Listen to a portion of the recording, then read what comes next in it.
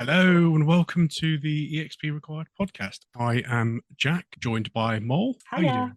doing? Hello. So we're going to be talking about Final Fantasy and other stuff potentially, but mainly Final Fantasy because it's the best thing in the world. We have absolutely, well, I don't know about you, but I've absolutely based my entire personality on this for decades at this point, and I have no intent on changing that now. That's true. I think that's a fair assumption. I certainly think that the series has had. Funny enough, I'm going to mention Ben Starr because I always mention Ben Starr at some point. I'm going to have a Ben Starr counter at some point. How many times I mention him? He was interviewed, I think, last year. Ben Starr, for anyone that doesn't know, is the lead actor in Final Fantasy XVI, Clive Rossfield, and he said at some point in an interview, someone he got the part. And he said, "I'm so excited! It's the best thing in the world." And people were saying, "Well, what about Star Wars?" And he was like, "This is my Star Wars," which I think sums up Final Fantasy for me. Yeah, This yeah, is my Star Wars. 100%. Ben Star count one out of the day. We need I'm to. gonna It's keep a funny. tally, actually. Please do because it's funny because PlayStation Access obviously had this thing where Rob would talk about Metal Gear Solid and then Dave would like put a thing on a whiteboard, so we might have to put in one of those about me mentioning Ben Starr. That'd be really funny. I'm Right, all now for the real that. question is, do I put a tally down every time you say his name or just every time he comes up Every time we independently? come up with a conversation, at the end of the day, it doesn't have to be exactly like I think the whiteboard was over exaggerated. I don't think he did that many times. But yeah, we just film you in front of a whiteboard, just putting in. But yeah, no, that's what we're doing. We're doing this jam, and hopefully we'll have people come and be bullied into joining us at some point. Maybe even Ben Starr. That doesn't count as a second one. That's still the first one. So yeah, anything else you would like to add? Not particularly. I think honestly, it's kind of been a whirlwind of non Final Fantasy stuff for me in the last week or two. Mostly because Stardew Valley came out with its 1.6 update. So according to Steam, I've lost nearly 30 hours in the last 2 weeks to that. Doesn't leave a lot of time for anything else, I'm afraid. Yeah, so I've actually been Final Fantasy VIII out because I've been making my magnum opus, which is my video describing the different demos that Final Fantasy VIII has, which dropped sometime in April, early April, which was good fun. But I've spent a lot of time looking through early camcorder footage of E3 1999, so Ooh, that was fun. that's a Um, struggle for anyone. so most of my time for the last however long has been focused on Final Fantasy VIII, which isn't a bad thing, but By if God, I've you got need a anything else break. to I add, understand that. I need a bit of a break from that game. It's funny enough, we're going to talk about that game in a bit, I think. So we're going to go for our first sort of topic type thing, and I've gone for as a first choice was pretty much again, it's not like a definitive thing. It's just a conversation. Let's talk about this kind of thing. And I'm waffling now. What basically the topic is which of the PS1 titles is the best and why? So I've gone for 7, 8, and 9. I don't know if you've added anything else on the PS1 thing, but that's like people consider the golden age of Final Fantasy. I think that's Um, what people would consider the main titles. I think there were one or two other games that came out for the PlayStation. I'm thinking of what were they called? The bundles, Final Fantasy Origins and Final Fantasy Anthology, which was 1 and 2 and 4 and 5 respectively. Obviously, they didn't originally come out on the PlayStation, but that's how I actually experienced all of those titles for the first time. And Final Fantasy Tactics as well, but not a lot of people consider the non-numbered games as something to be included in the main conversations, which is a shame, really. it is a shame. I mean, it's interesting just going on off of that for a second because I think the golden era. Again, it's one of those things. Everyone says the golden era about a lot of things, Yeah. but I think it's considered that it's between Final Fantasy VII and Final Fantasy IX because of that period in time, like you just sort of like alluded to there, Mhm. where the quality was high. And it was the end of the SquareSoft era. I think a lot of people consider like the Spirits Within, which we'll talk about at some point, being like the end of that kind of Mhm. bubble burst at that point. I think there's a lot of discussion around that. I know some people consider 6 as being in that pile as being one of the best ones, and similarly the other end people consider 10 as being in that golden era thing as Mm. well. So I mean I think that as obviously they all have their own merits, the games, but It that definitely feels like there's a chunk between the original like SNES era stuff and then the jump in hardware to the PlayStation, and then the merger happened with Enix, and then yeah, obviously where we are now. There's definite it's an era, isn't errors. it? It's Yeah. definitely something that signposting in time, and of course, I think as well, just as a sort of kind of, I guess, discussion on what was going on in the games industry at the time and what was going on with graphics at the time. Mm. And this is probably a topic for another entirely different video, but people turn around and use the phrase cinematic how games are like cinema or things like that. And Final Fantasy VII was one of the first games that really kind of captured that kind of mold kind of thing. I mean, there are other games that were cinematic, and I think, funny enough, I was watching the other day Terminator 2, which I'm Oh presuming you've wow. seen. Presuming you've seen Yes. Terminator 2. Yeah. Now, I still think it's a really good film. Really stands up really well. It's probably the best Terminator film. Agreed. Actually, I think it's definitely the best Terminator film. I've got, funny enough, like hot take. I've got a soft spot for Terminator Genesis, which a lot of people slag off. I haven't seen Genesis yet. I've Right. only seen 1, 2, and 3. I've been a bit leery of all the View others. view Genesis as a parody, and you'll have a good time. Right. Right. Okay. Basically, let's put it that way. Anyway, like that's slightly tangential. But when I'm watching Terminator 2, looking at the way the camera angles were and all that stuff, I was watching it thinking, I feel like I'm playing a PS1 game, which sounds really strange because I think a lot of the survival horror stuff, obviously like Resident Evil 1 was, as far as I know, I mean, obviously that was influenced by Alone in the Dark, which had like fixed backgrounds technically, but I think Resident Evil 1 on the PS1 had the sort of painted backgrounds with 3D models, which Final Fantasy VII then went on and used and moved on to be cinematic. So I think looking at, as I've been doing and diving into the history of gaming and stuff like that, it was just as much a technical achievement as it was a story achievement and gaming achievement. I think it's probably why it became such a massive splash that era, maybe. I don't know. Yeah, especially when you look at what came before. So, six had its, own universe and cast and all of that, but it didn't have, the pre-rendered backgrounds of seven. It didn't have the cinematics going into gameplay. It didn't have 3D, obviously. There's a lot that, God, and to think that was 97 as well. We've really come so far in the last 20, 25 years. 27 years now. Oh, don't know.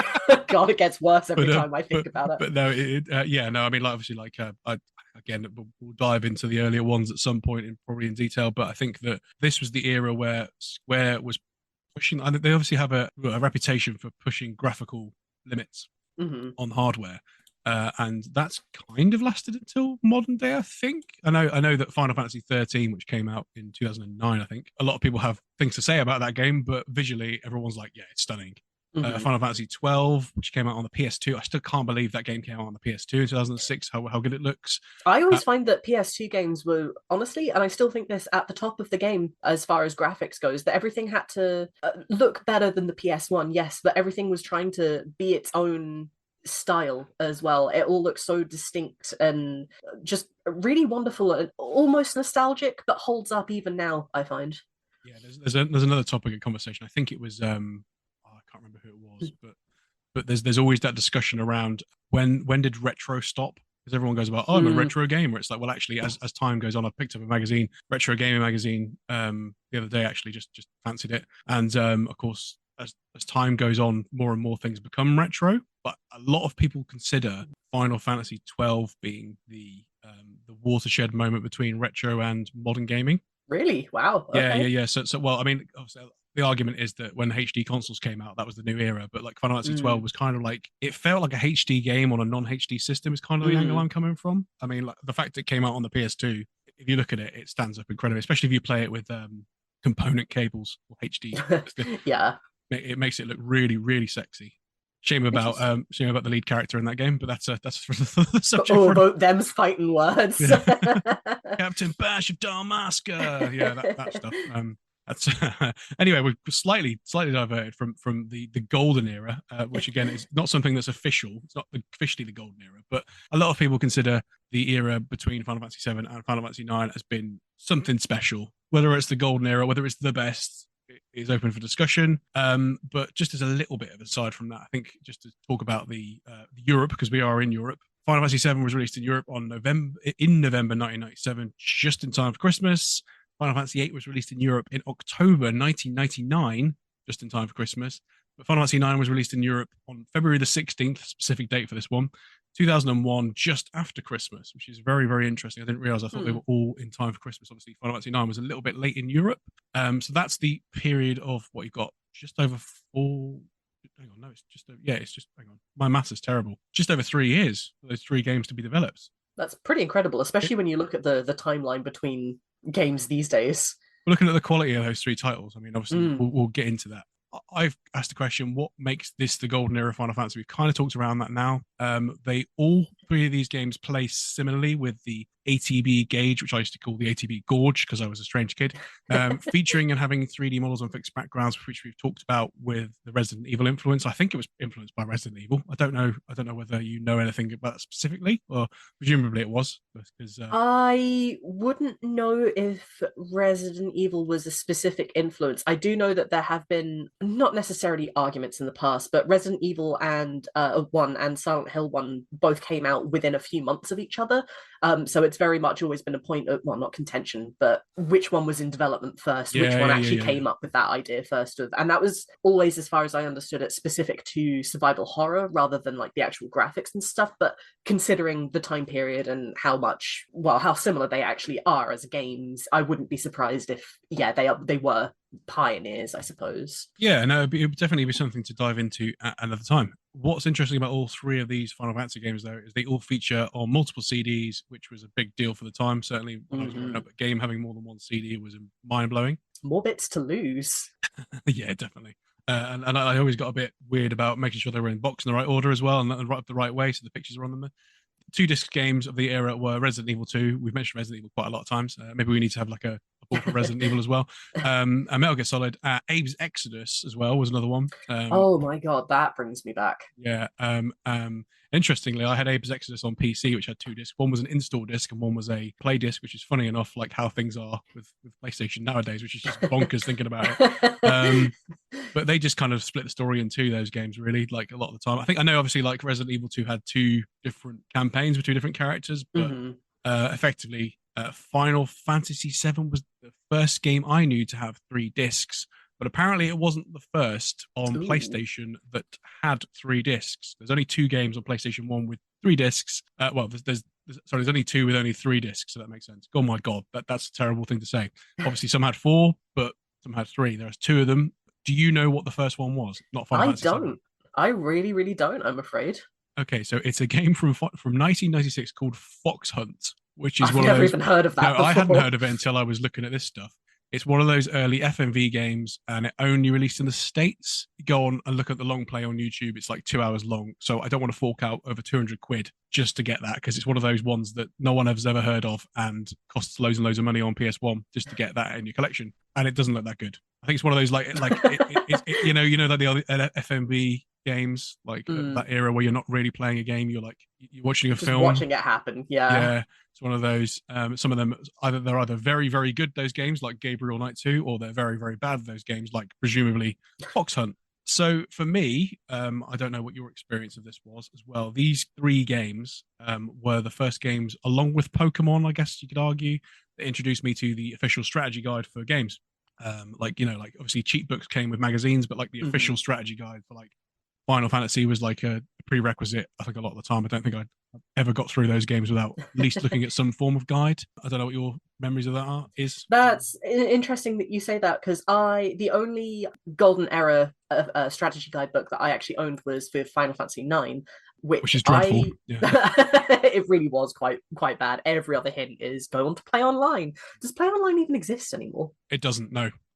Wonderful. You can get to. I think you can get to see it on the Wayback. You familiar with the Wayback Machine? Yes. Yeah. So when I was looking at my Final Fantasy VIII video to try and find evidence that one of the trailers was, someone anecdotally told me that you could download one of the trailers on the internet, and of course the website's out. I looked back at the Square Soft's 2000 webpage, which has a picture of a squall on it, and of course you can move along to get to the Play Online site. I don't think you can use it. You can see the main page, but it's not functional as far as I know. Okay. So yeah, 9 was the only guidebook that I actually owned, and I don't think I ever even really properly read it. I've been playing the game for years by that point, and other than one or two secrets that or super bosses or regular bosses or what have you, I don't think I ever actually needed strictly the strategy guides, which I feel quite proud about, actually. But you were cleverer than me, because I was I think like I've this is the right time to. I'm just going to clean this.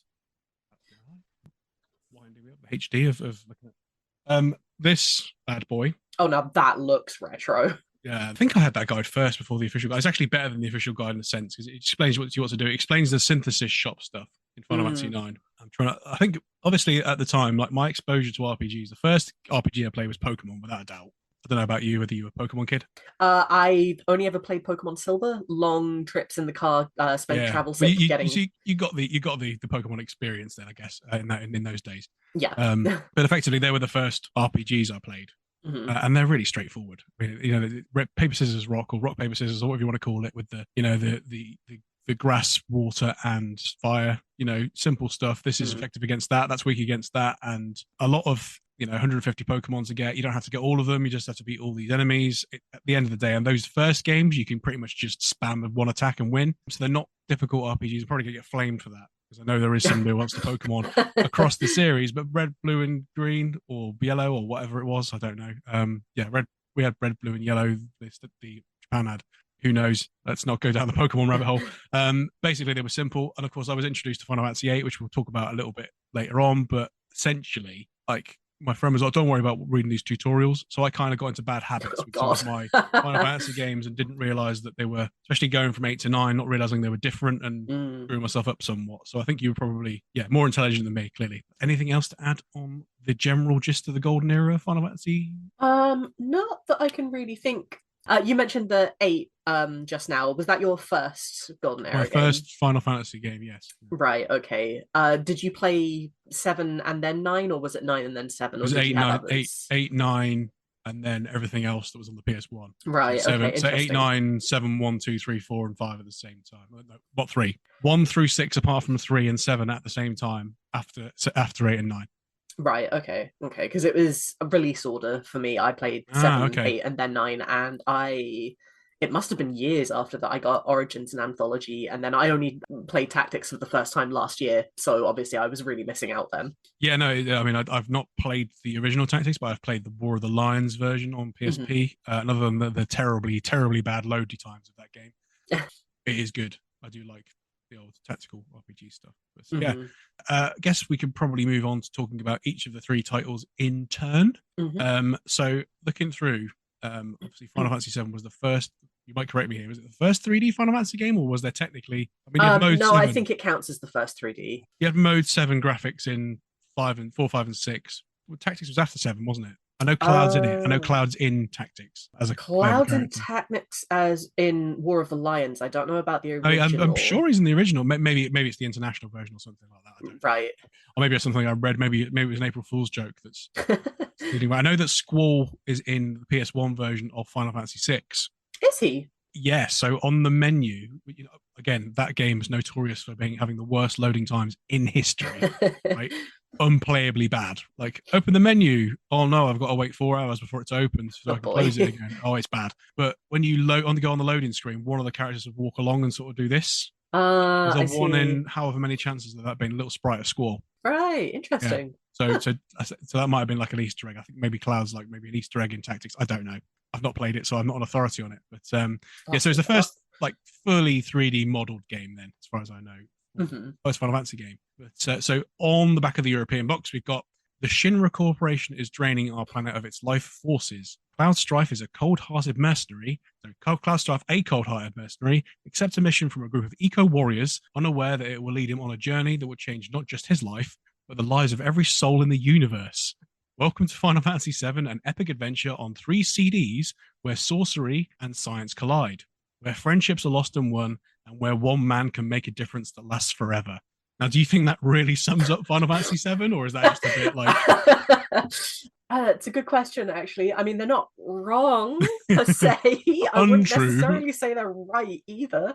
I was just thinking as you said that. I don't know about you, but I find the backs specifically of old boxes very, very nostalgic. Back when I Funny. was a wee kid with no pocket money, I used to go and look at all of the backs of boxes that I couldn't afford in my local game store, and all of the backs of the Final Fantasies. There's something so nostalgic about looking at Yeah, them there is. for me. There is, and of course, those will come up on the screen at some point. I'm sure pictures of the boxes. And what interesting looking at those three, because I've looked at all three back of the boxes of those games. They're all in different font as well. The Final Fantasy Mm, IX one's in a very medieval font, which is I quite remember interesting. that. Yeah. It's very hard to read actually.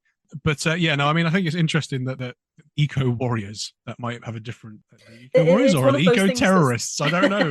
Like that might not sell too well on the back of a box in 1990s UK if you put eco terrorists on the back of the box. People were like, "What's this about?" Like It's interesting to see. I think that using the phrase eco terrorists would probably play better now than it did 27 years Yeah, ago. probably yeah, eco warriors, that's kind of like, I mean, obviously the term social justice warrior has become the word warrior, basically, like tying in with all those stuff. Like some people use it as a negative thing sometimes, or Mm. you're a keyboard warrior, that kind of thing. Like maybe that's what I'm thinking when I say eco warriors. It sounds sarcastic to me. Oh, I don't know. You see It what I kind of mean? sounds like very early Yeah, 2000s, like yeah. being really cool, actually. Yeah, Like, yeah, I'm an I eco suppose. Yeah, warrior. yeah, it probably ties in with that, like the sort of Thundercats era stuff. But now, when I Yeah. look at Warriors, it sounds like someone on the keyboard. Not making a comment about that. Just know, like that's the way people use the phrase these days, aren't they? So I'll ask you first then, because what's your personal history with this game specifically, with Final Fantasy VII? With seven specifically, so I'm in my 30s now. I was no, 97. How old? Here we go. Here we go. This is the Can't Do Maths podcast with Jack and Mol. Yeah. I would have been, I think, 5 at the time that Final Fantasy VII originally came out, and I didn't get to play it for myself until the following year. My dad was always, I wouldn't necessarily say a hardcore gamer, but he enjoyed playing video games. One time I was staying around his house, he was playing Final Fantasy VII, and it obviously, we're talking about like 20-plus-year-old games. There are going to be spoilers here. My Yes. first interaction with Final Fantasy VII that I can remember anyway was at the tender age of 6 years old, watching Aerith die on screen. As you Oh might my imagine, that god. changes a person. Yes, it So does. that scene really, really stuck with me, as you might imagine. It's one of those things that it's something about, oh, obviously, that whole cutscene in itself is so jarring and so, you don't expect it. But without even knowing the context, I was completely hooked and I just wanted to know more. So every time my dad was looking after me, we'd sit down, we'd play a little more together. And I don't remember really picking up the plot so much back then, but it was definitely one of those things that stuck with me. A couple of years later, for a Christmas present, I got my very own PlayStation 1. It was the mini version. Oh, the PS1. Yes, the PS1. My dad was the one who got it for me. And he likes to tell this story as me opening up a box on Christmas Day and just looking up and being like, is this for me? Like, yes, yes, Mala, it is for you. So from then on, I was actually able to play my own Final Fantasies so long as I actually owned them. That's cool. And I like I that. was able to finally play Final Fantasy VII for myself, which was mind blowing in a completely different way. Obviously, within the couple of years between 7 and 8 coming out, because 8 was when, yeah, that would have been 99. That was when I got my PS1. Brains change a lot, kids change a lot. Hadn't stopped thinking about it the whole damn time, though. So actually, finally getting to go in and see it for myself was nothing short of revolutionary for me. Completely changed everything, stuck with me for the rest of my life. Here I am now on a podcast talking about Final Fantasy.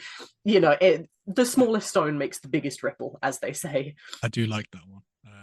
Smallest stone. What's that from? Is that from a specific thing? Some God, I wish I philosopher, could tell you. Yeah, so, some some some Greek, guy much cleverer than me. some Greek guy that from hundreds of years ago. I don't know. Probably, I don't know, or someone, or maybe the Greek guy stole it off some other person and said it was his. Anyway, yeah. So on that, obviously, I'll talk about my history with the game in a second. But you mentioned Aerith or Ares or Eris, as we called her back in the day, dying. Mm-hmm. That was like, especially now, like obviously, I mean, I've not played Rebirth yet, but I know that they've obviously, I'm not spoiling it for anyone because I haven't played it yet.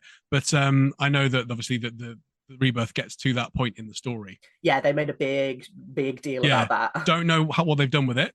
Just to make sure no one flames me, just in case that it sounds like I'm spoiling anything, because I don't know myself at the Let's moment. go with both routes. She does die, she doesn't die. There we go. Best of both worlds. We Yeah, have two hands. that might be there. Yeah, she doesn't. She doesn't. I don't know. That might be the case. Schrodinger's Actually, Aerith. That's yeah, what she is now. that's Schrodinger's error. Oh god, that's really good. Well, interesting. Yeah, so like it's just we mentioned cats because the Lion King, right? Mufasa's death. That's another spoiler, just in case. Mufasa's death in the Lion King, which happens in the first 10 minutes of the movie, by the way. That was one that like people have certainly. Well, I think we're around the same age. Like everyone, like, oh my god. Some people now say I haven't recovered from Mufasa's death. I think for a lot of people, it was their first in media as their first exposure to death. But Aerith's death in Final Fantasy VII. I mean, I didn't experience this game until later on, but certainly after the Lion King. but I know a lot of people that played this around my age, like back in 1997, had that exposure to it, and it's certainly probably like got the it's same. not just jarring on a plot wise level or a character level. It's jarring from an actual like game design level, because how many other games actually occasionally kill off a character for plot purposes, but to have someone in your party for that long, for you to actually, you know, become friends with them, understand them as a character, and then to watch them be taken away, and then you've still got 2 discs left of content to get through. Like that's and you've also got to do the next battle with the theme playing. Oh god, that which still is breaks just me. heart-wrenching. I mean, I can't remember, again, it's my memory of when I played Final Fantasy. I only finished Final Fantasy VII, the vanilla game. I only finished it properly last year. But I've played it for years myself. But I can't remember the exact point I physically saw the Aerith cutscene for myself. But it was later on than, because I mean, actually, this segues as nicely into my history on Final Fantasy VII. So my exposure to Aerith's death scene was hearing other people talk about it. But when I first played it myself, probably in 2003, let's say, it still shocked me. Like I knew what was coming, but it was still wow. Like the visual image of it and how it's served up to you. I mean, obviously you watched the meme of it online or whatever, like of like seeing, you know, Sephiroth jumping up down behind her. It's been spoofed to death a lot of the time, that kind of thing. But like watching the way that scene's cut, the way that you've been separated from Aerith at that point, and you've got to go and try and find her, and that mission is to go and get her, and that's what you're focused on. And then that happens, like that you can't. Then that the way that the first bar of the music starts as the bit of materia hits the deck, basically. Don't, you're gonna get me emotional. Yeah, no, it is like, even if you know, so like the point is, even if it's sport for you, it still isn't sport for you, because it really. I think it's one of the most impactful scenes in Final Fantasy. I still got my opinion on what I think the most impactful scene is for me personally. We'll get to that in a bit. But just backtracking a bit on my history of Final Fantasy VII, I'm not cutting across what you were going to say. You got anything else to say? Or it's there is one thing that I've been you go for that. You go first. So it's interesting that you talk about only beating Final Fantasy VII for the first time last year. Did you say? Yeah, that's right, 2023. So again, last year, one of my good friends actually played Final Fantasy, or watched a walkthrough of Final Fantasy VII for the first time, and went in knowing nothing. I did not think in the year 2023 that this was possible, to not know anything. But she had no idea that Aerith died. She had no idea who Sephiroth was. I know, it was absolutely insane. And watching her get to the point of coming up to the Forgotten City, there were about 5 people in this group chat, and we were all just like, "Oh, it's coming! We were all so excited." Yeah. And then the moment happened. And there was just this, I remember, I hope I never forget watching this in real time, but just watching her type and stop typing, and then type again and stop typing. And then all she came out with was just, "What?" And then was like, "She's not like permanently dead, right?" And we're all like, really sorry to tell you this, but, and yeah, that flavored the rest of the game for her.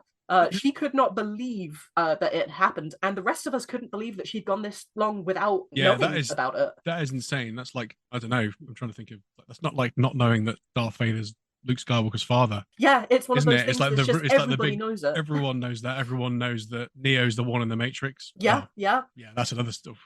Oh yeah, sorry if you didn't know any of this. You didn't know that Neo's the one in the Matrix, even though it's heavily hinted that both him and Trinity together are the one, which is like, that's another thing. I go on a rant about that, by the way, because people, that's slight rant. We might cut this out, but like, people going on about, the new Matrix film ruins it because it makes them both the one. Have you seen the first film? He needed her help. Sorry, I don't know if you've seen the Matrix or know anything about the Matrix, but I've seen the first 3. I haven't seen the next one, actually. Well, it's just the discourse around it was that, no, Trinity helps him, and it's like, you watched the first Matrix film? He could not have done it without her, literally. Yeah. So my exposure to Final Fantasy VII, I've told the story before in my Final Fantasy VIII memories video, which is on my channel. If anyone wants to watch it, plug. Basically, my exposure to Final Fantasy was through Final Fantasy VIII.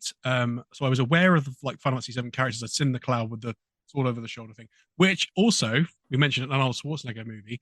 I'm convinced, and this is something to probably dig into at some point, that image is taken from the film Commando. You know, the image of Cloud with the sword over his shoulder.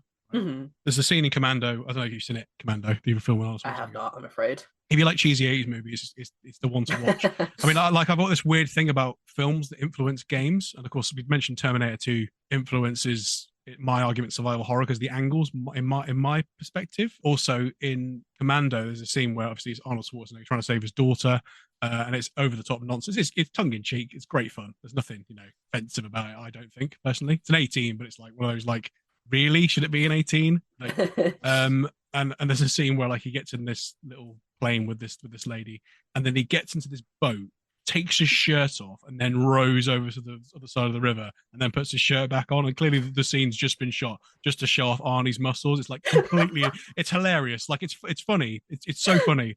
But then as he gets off of the boat, like he gets his gun out and then puts it over his shoulder. And I watched that the other day and I was like, that looks familiar. And I don't know whether like there's a specific influence from the 80s. Because I mean, like obviously, again, going on to a topic of like whether these games are cinematic or not. I suspect there was influence there. But anyway, like that's time. So I'm familiar with the cloud sword over the shoulder thing. It's in that. But my friend was like, don't bother with Final Fantasy VII. It's really childish. Don't get that one. Oh my God.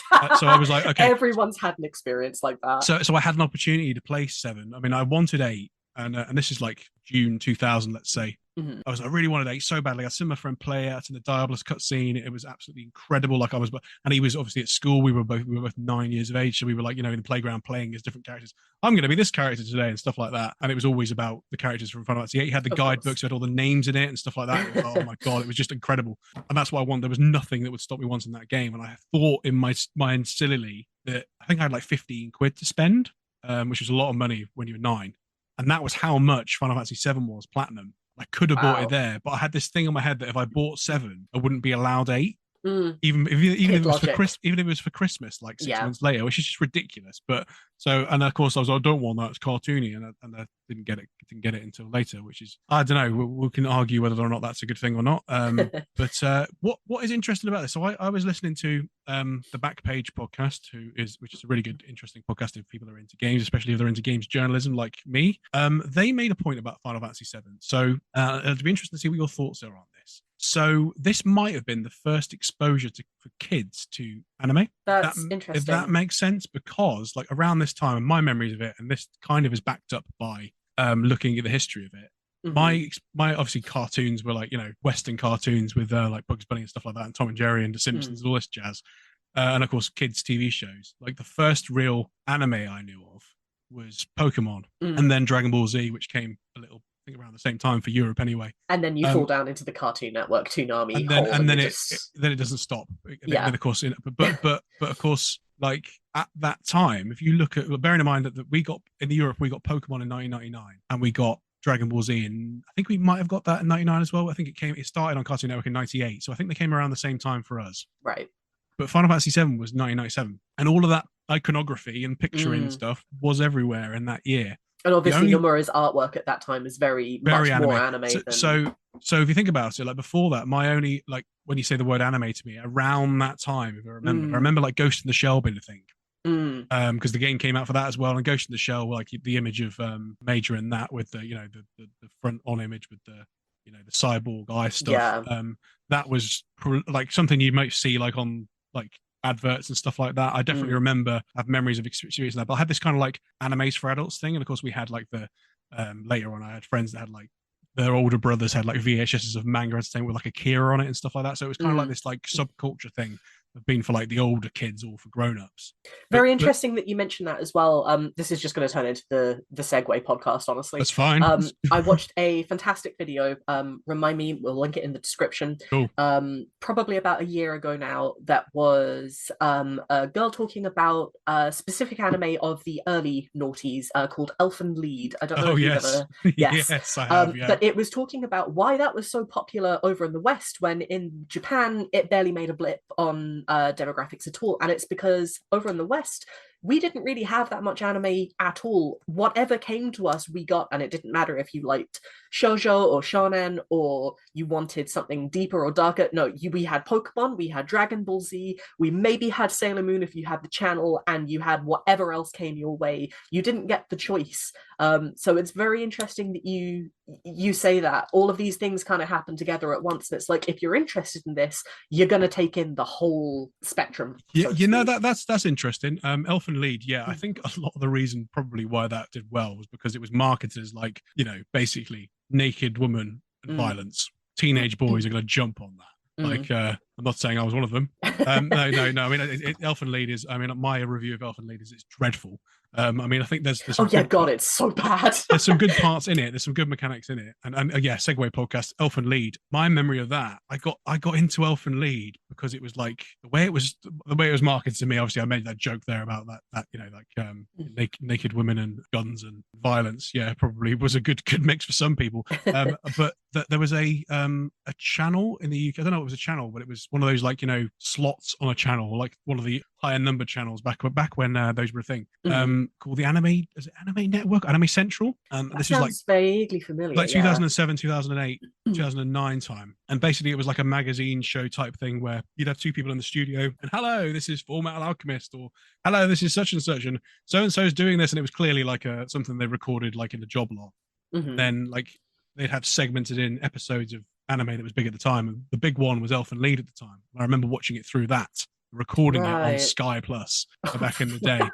So like, yeah, that's an interesting like thing, because I mean that's obviously a lot later, but like you're right what you say about how like, yeah, something was, because it was such a massive thing in Japan. So it becomes anything that gets put over to the West. And if you think about it, they probably got the license quite cheap because it was seen as a piece of crap in Japan. And it was like, well, it'll cost you about 30 pence to license this. I mean, you can sell it as being this really edgy, good thing, and everyone remembers it as been amazing when it was. I mean, like Lucy, the character's cool. She looks cool. The vector thing, like, is a good mechanic. There's a lot of individual elements that feel like they could work, and then you actually read the whole story, and you're like, Jesus. What you watch, and it is hard going. Like, it is like you watch it, and you're like, what am I watching? I mean, I watched it when I was like 16, 17, and I was like, I don't even remember. I don't remember any of the anime except the ultraviolence bits. I read the manga I read the manga for the first time, all the way start to finish, for the first time last year or the year before, and by the end was just like, I'd like that time back, actually. I think it's more the part in it where like spoiler alert, if you really want to watch Elfen Lied, the scene where like he's friends with Lucy at the fair and then she just murders his family, and it's the most graphically violent thing you'll ever see. And then like at the end you say, oh, it's all right, I love you and I forgive you, and it's like, what? Like, no, it's normal, don't worry about it, move on. It's all right. It's literally we as a society have moved past worrying about this. The biggest Stockholm syndrome type thing in the universe. But yeah, it's insane. I don't know if I'd recommend Beamball. You've got to watch Elfen Lied just to experience it. Yeah, it's one of those things that like I'd consider it a cultural marker of the early noughties. I wouldn't consider it a good cultural marker, but it's definitely, if you want to put yourself back in the vibes and really go for a noughties revival, that's probably where maybe don't start with it, but you can work your way up. Yeah, and it's interesting that is the that's a good perspective on it. Like that we scrap for any type of anime we get. I know that there's like a meme, isn't there? There's a couple of lines from like old OVA or OAV. OVA was original video animation, I think it stands for. Yes, that's what we got a lot of them in Europe, and certainly in the UK. Because I'd really like to dig into the difference between US and UK and Europe exposure to anime. I know the Dragon Ball Z one's quite well trodden because there's lots of fans of that. Obviously, there's lots of fans of anime, but like you can see the differences between Dragon Ball Z quite well.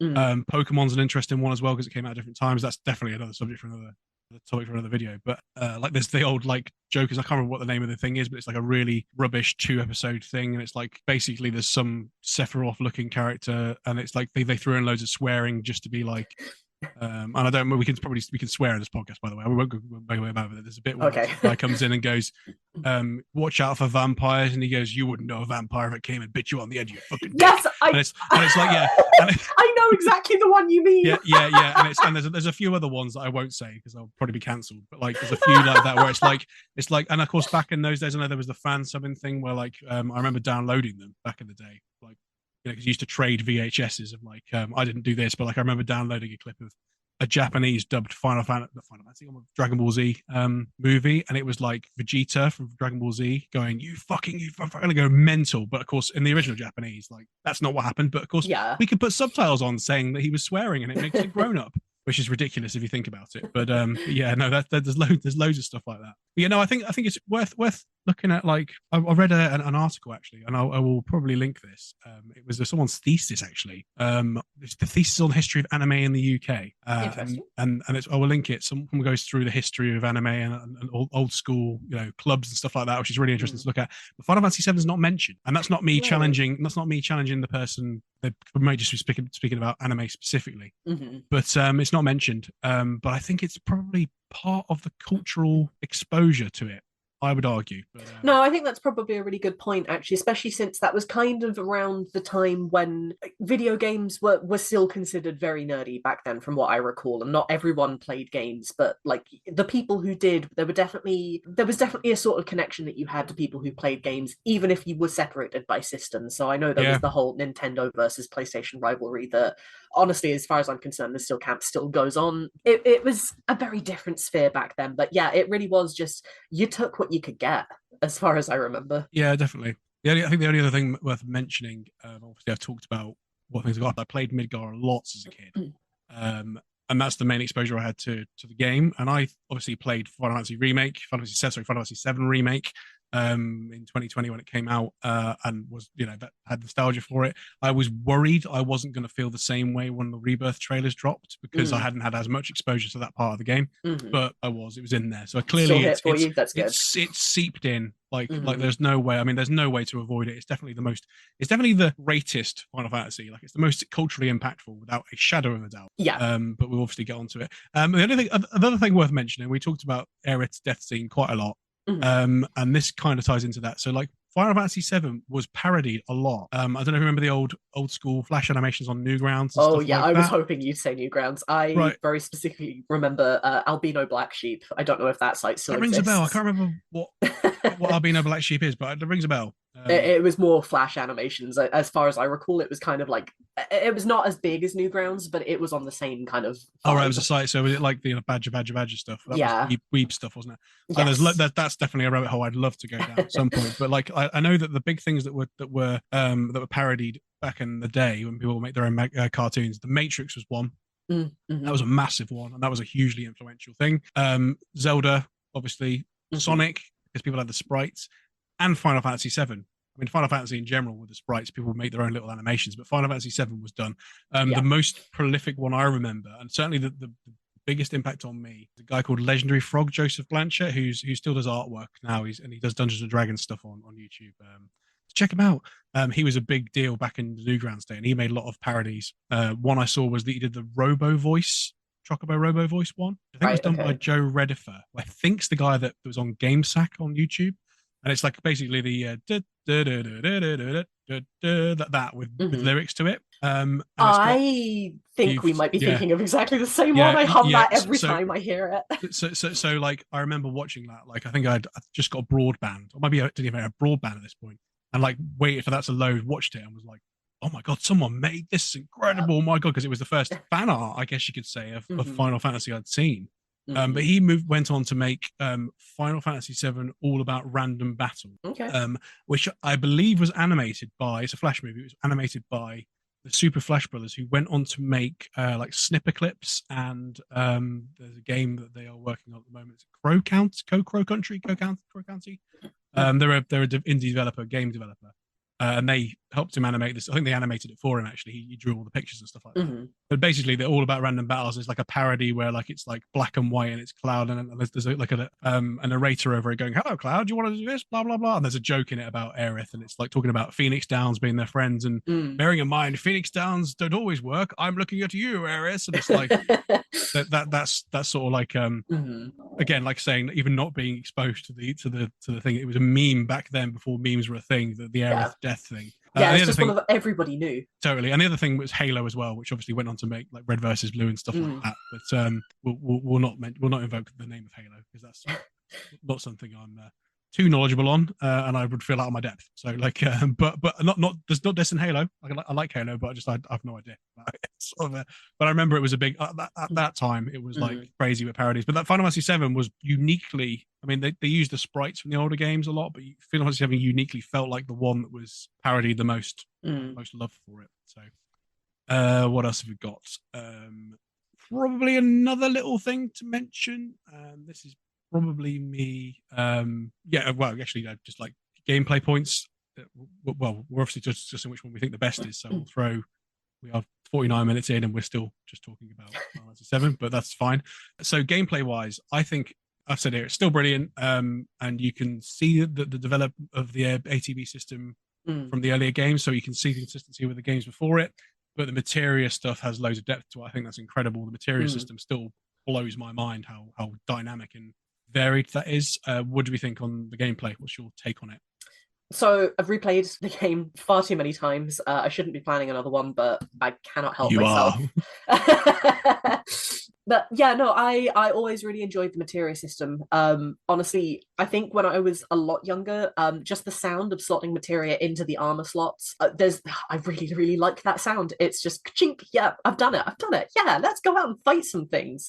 Obviously, as I've gotten older, I can appreciate the ability to make anyone any role is wonderful. I can functionally just do whatever I want and come up with as many combos as I want. I know there's definitely combos better than others, but it's still very fun for me to use. I for VII Remake, I was expecting it to be a bit more like the original.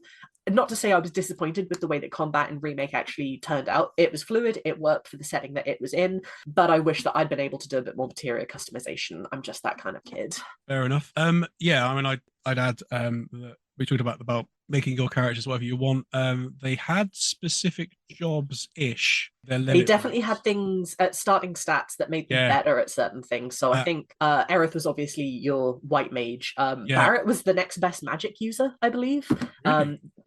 Tifa with Monk, you've got your Cloud as your fighter, and then once eight kind of did a very similar thing to seven in that you could see what their jobs were. It was most prominent in their limit breaks, and then nine went back to specific jobs for specific characters, which is also enjoyable in its own right. But I think of the three, I think seven has like it's the balance between the extremes, isn't it? So nine is the extreme where this person's got a job and you can't divert from it. I know you can mess around with the stats in that game somewhat, but I don't know that in depth. I know there's like a way to make Eco's stats higher if you keep markers in your party or something. There's some weird thing. I don't know. I'm not sure about the in depth of it. But yeah, seven's the most adaptable, to put it that way. Or well, eight's almost too adaptable. Like the only specific things about those characters that's unique, other than their personalities in the story, is the limit breaks. I believe the stats are all the same when they start. I don't know.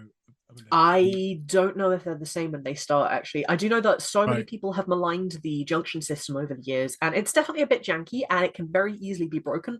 I don't know. I like it, actually. What do you think about that? I think the junction system is absolutely brilliant. So I think the only problem I've got with the junction system, right, is how it's served up to you. So this is a point I make right at the end of my Final Fantasy VIII demo video.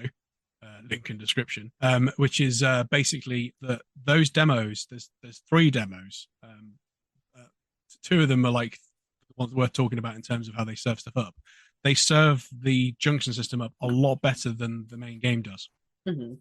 So in the dollar mission is what the demo is, and basically they will, how like at the beginning of 8 where you go into battle and Quista shouts at you, or make sure you use R1 for the trigger for Renzo Kuken. Yes. Well, it does a bit more of that. So like you go into Dollar and Zell's like, make sure you use draw, and you've already got your junction set up and you've already got some base magics. And there's on the disc, the American disc, it's got like a little tutorial before you go in where you can look through the menus and explains what everything does.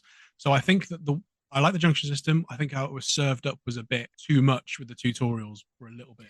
I feel like 8's tutorials, there were just too many of them. Even as a kid, it was definitely like there's so much information being thrown at you very, very quickly. And then as opposed to 7, where you don't get the choice to actually start swapping around materia until fairly, well, not fairly late into the game, but there's, the actual choice for optimization is completely grayed out. You cannot access it until you are done with the first mission, and then you're already immersed. You can figure stuff out. It just feels a lot better in terms of flow than, being 8 years old and trying not to giggle every time the word GF flashes up on screen.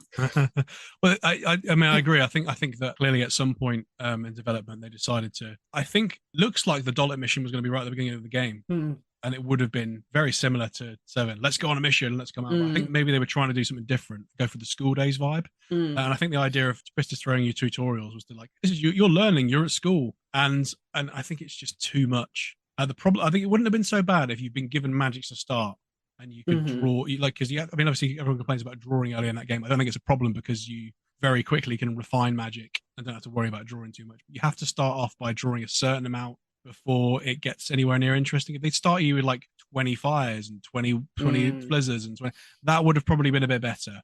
It's interesting that you say that it starts with a kind of schoolish vibe, but obviously starting in Garden, it definitely does. But yeah, it feels like the tutorials are out of place for a school setting. It would have been nice to sit down at the computer at the very beginning and go, right, we're putting you into a, hologram battle or something like that. Or we'll take you to the training grounds for a field trip and we'll, you obviously can't be trusted around gunblades. Let's start with the basics. That actually would have felt quite natural and I wouldn't have hated that. You can see it, that they clearly went down that angle and then to change their minds last minute. There's probably a lot of stuff. Like, because it's interesting looking at the early development with VIII and that Dollet mission, because it looks like it was going to be the beginning. And then they probably went, like you said, they probably thought, let's claw it back and then ease you into it. But then it was like a little bit.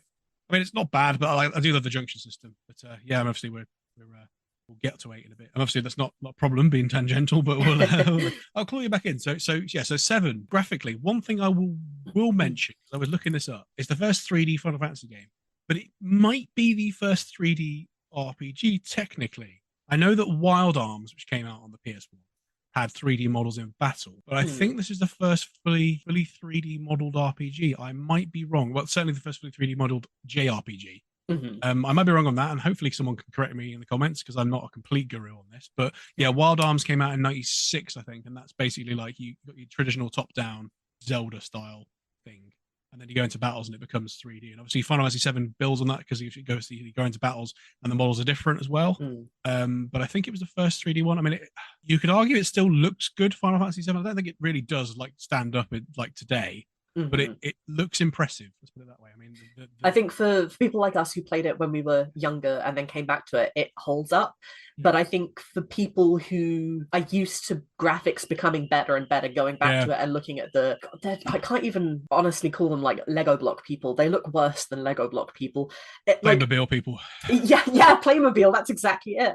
They look awful. Like the backgrounds are wonderful. The battle models are pretty good actually, but the overworld sprites are not what they could have been. And I love them. I'm the last person that will ever argue against them. I would absolutely love to own the recently released Kuji prizes from Square Enix, which is the original demorphed models. They've made those into little figurines. I would love to own them. I'm not paying 30 quid a piece for one. No. I will find another way if I have to go on Etsy to get them. That'll be how I do it. But there's something very iconic and very it reminds me of my childhood, honestly. It's comforting in a way, but overall, I don't think it would be what I would pick. Obviously, 8 went a different route with making all the characters look a bit more real as best as they could do. And then 9 specifically went down the super deformed route again. I use the phrase super deformed. That's really cool. I like that. But they did that very specifically and it fit with the world. Everything in the world looked like it fit, as opposed to 7, which was very much,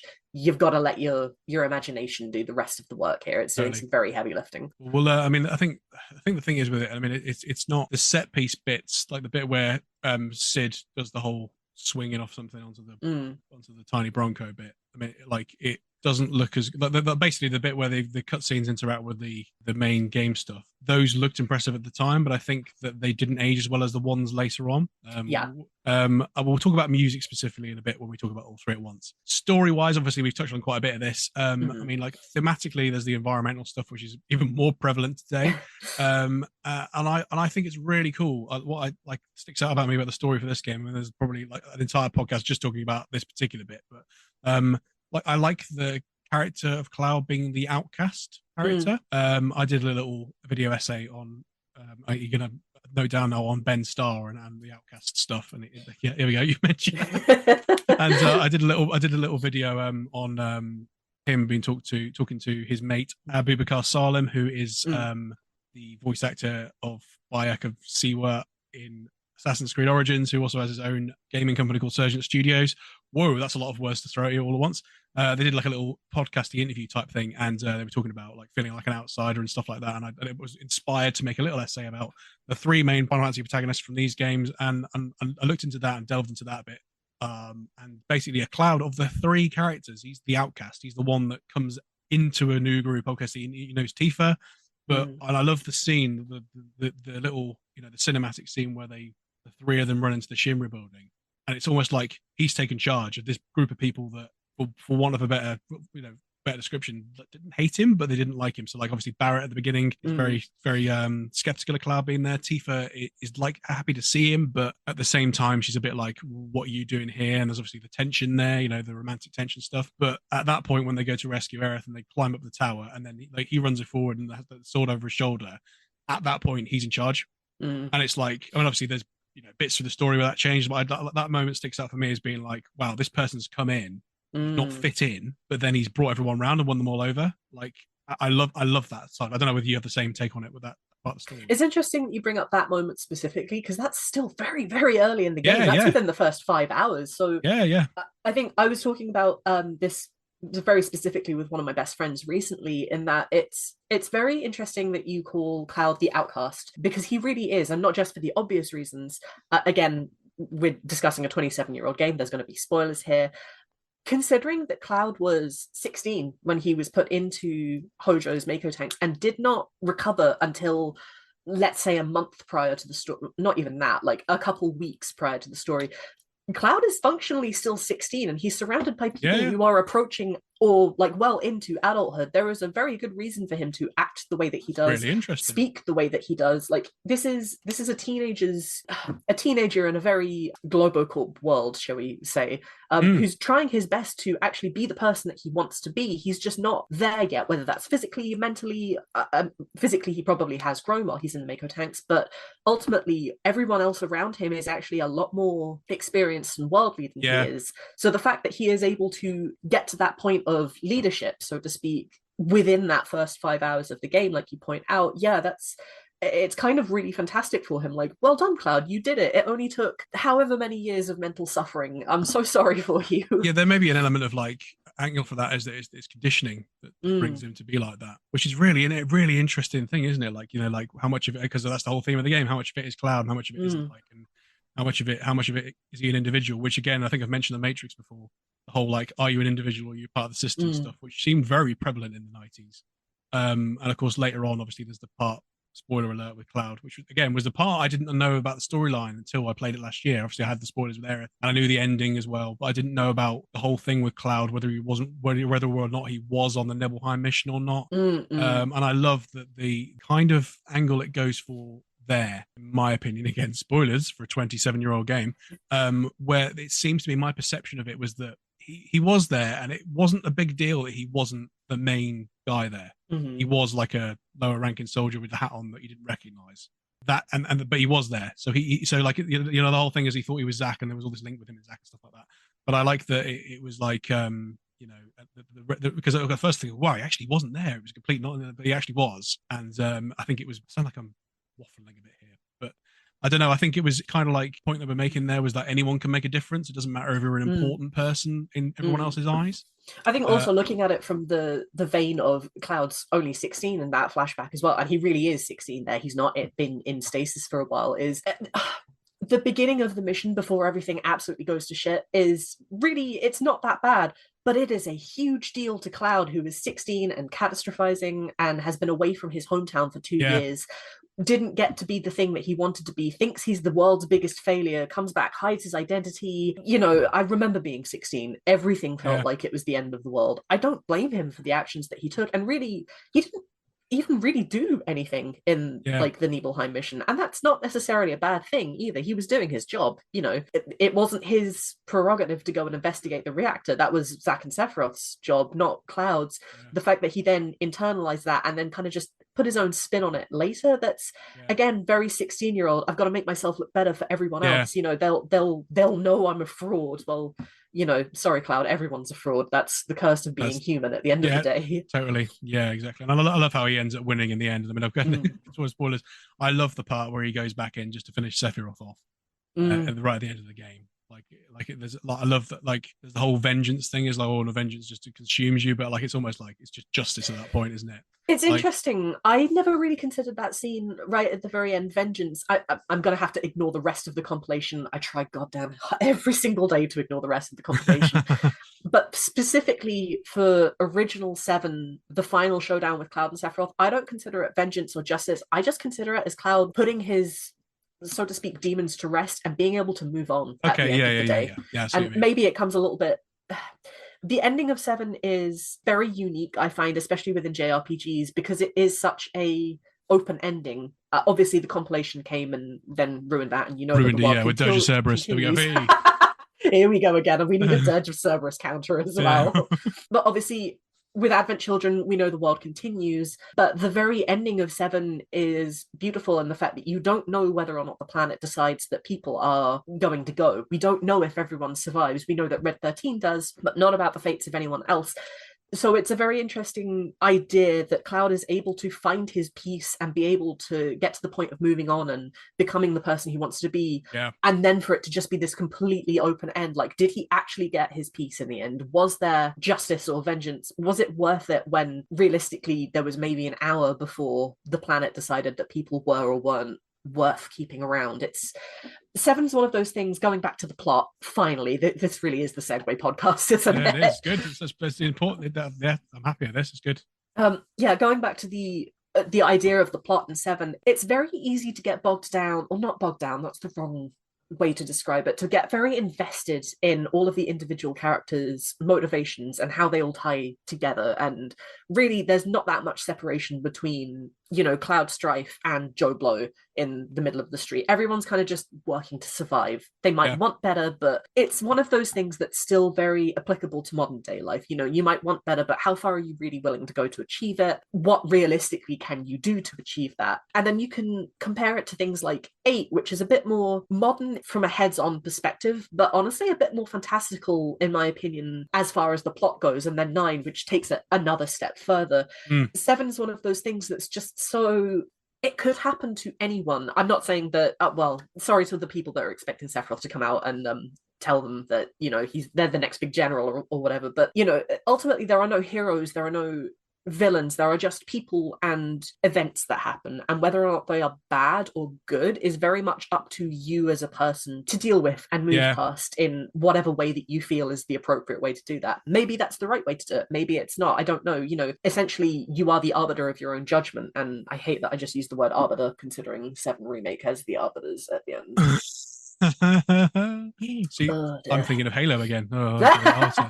So the thing I like about 7, and I mean eloquently put there, what I thought my perspective of the ending when I first saw the whole thing in context last year was that the real villain was Meteor, wasn't Sephiroth. That's how I felt about it. It was obviously the threat to the planet was the baddie. They'd basically the whole game they've been talking about Sephiroth. Yeah, okay, he was talking about summon Meteor, but Sephiroth. And then obviously right at the end, Cloud goes back in, kicks his ass, but then it's oh my god, we haven't solved the problem. We've still got this big thing he's brought on to deal with. And that's kind of like the whole kind of I think ties in with what you were saying there about how the fact that there's not like the good evil villain. It's not. I like that you've brought up Meteor, actually. I really, really like that. One of the things that I love about Final Fantasy is there's always stuff that came before. You can sit down, you can enjoy the actual story that's presented, and then the more you dig into it, you realize there are lots of little, not necessarily loose threads, but there are lots of hints as to, the rest of the world and what's going on around you. One of the things I've been thinking about a lot recently, actually, and this, I promise it does actually tie into media, is what were the Cetran people like? What were the ancients like? We don't know. We know of 2 people. We know of Aerith, who, as the world's most avoidant, run away from my problems girly, and honestly, big mood. She's not necessarily the person that fandom has painted her out to be. She's not the stereotypical white mage of the party. And we know of a Fauna through recordings and Aerith's own recollection, but we don't know anymore. In original 7, we get to the Temple of the Ancients. We see a whole mural on the inside of this temple, which is the black materia, which leads to Meteor being summoned itself. Ultimately, were the Cetra a warlike people? Were they good the way that we've been thinking of Aerith all this time, or were they just as nuanced as humans themselves? It's one of those things that does not have an answer. I don't want an answer, because it's the kind of thing that I like to think about and debate on my own terms. Have you ever watched Stargate? I have not, no. Okay, well, I mean, yeah, excuse for me to talk about Stargate. Stargate, there's a similar thread with that, where they're basically the ancients. And funny enough, they're called the ancients in Final Fantasy VII as well. They're like the precursors to humanity, and the whole first how many series of the show they're trying to find them, and then eventually the spoilers for Stargate, they meet some like ascended ancients from somewhere else, and they're useless. Like, they can't help them, and they realize they have to help themselves, which I think is it's similar angle. And obviously, whenever I read "I'm the Last Remaining Ancient," I always think of Stargate as well, which I would always punt for. But all right, last point on 7, and then if it's all right, we have a quick break, and I just by all means. The final question for Final Fantasy VII. This might be the only Final Fantasy game, and you might correct me on this, and I'm sure someone might correct me on this, that lets you completely customize the colors of the menu. What did you pick? That's a really good question. Most of the time I turned it to black. Yeah, so do I. Yeah. I've always preferred black background and white text. I did one time try and challenge myself by setting it to the worst, most garish colors that you can imagine. Didn't get very far in that playthrough, as you might imagine. Reminds me of like early PowerPoint when you're making a PowerPoint presentation, like 2005 or something like that. Okay, well, we'll have a quick 2-minute break, and then we'll be back with Final Fantasy VIII. So, Final Fantasy VIII, from the back of the box. Final Fantasy VIII, The Journey of a Lifetime. A member of an elite military team, Squall, is forced into a conflict beyond imagination. To survive, he must contend with a desperate rival, a powerful sorceress, and his own mysterious dreams. Now, do we think that matches Final Fantasy VIII? That's a lot shorter than 7. I think it works better than 7's. There's a lot less white fibs, shall we call them? There are mysterious dreams. There is a sorceress.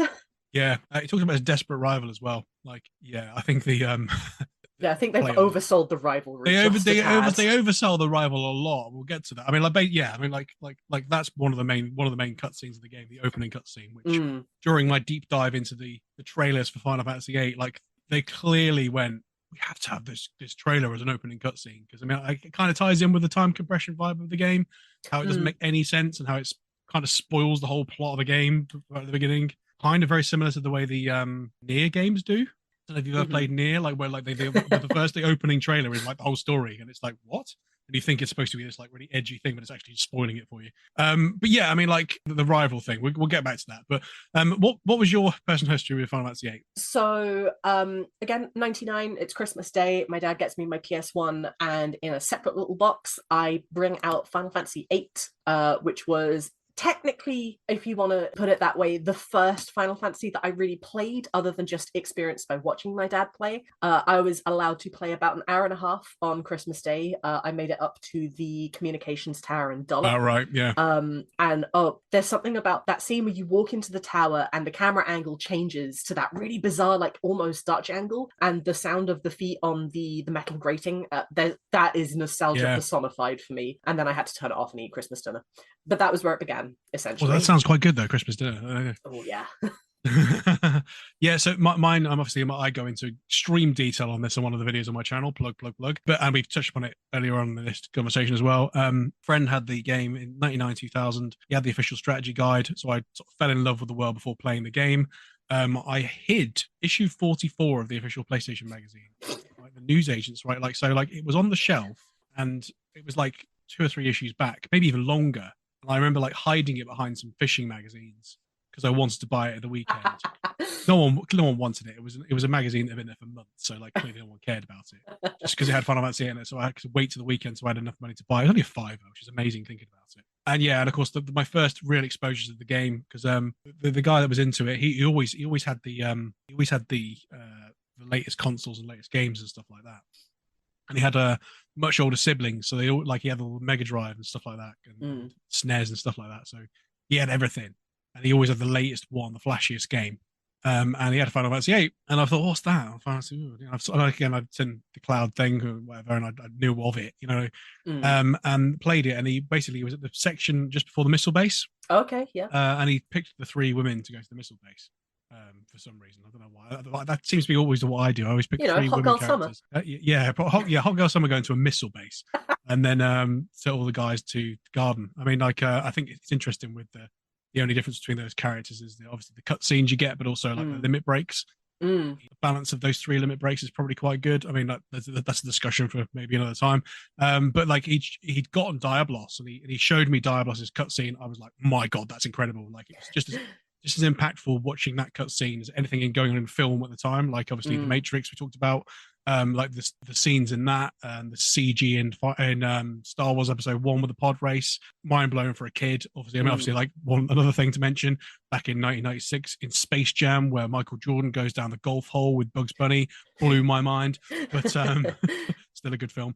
Things like that, like you capture your imagination with films. This was the first game where, like, visually, it sucked me in. Like, I was like, oh my god, like that cutscene with Diablos still to this day looks incredible to me. And of course, he then showed me the screen with all the GFs on it, and he had Diablos, and he was like, oh my god, there's all these other GFs to get. Oh, it's like Pokemon for grown-ups. And that was my take on it. And of course, like I'd learned lots of stuff about the game before playing it, and eventually got it for Christmas 2000. And actually, funny enough, I remember Christmas Day playing to the missile base as well. So it's a really nice Christmas memory, isn't it? The missile base in Final Fantasy VIII. Points about this game in general. This was the first Final Fantasy game with realistically proportioned characters. And I know this was a big deal graphically.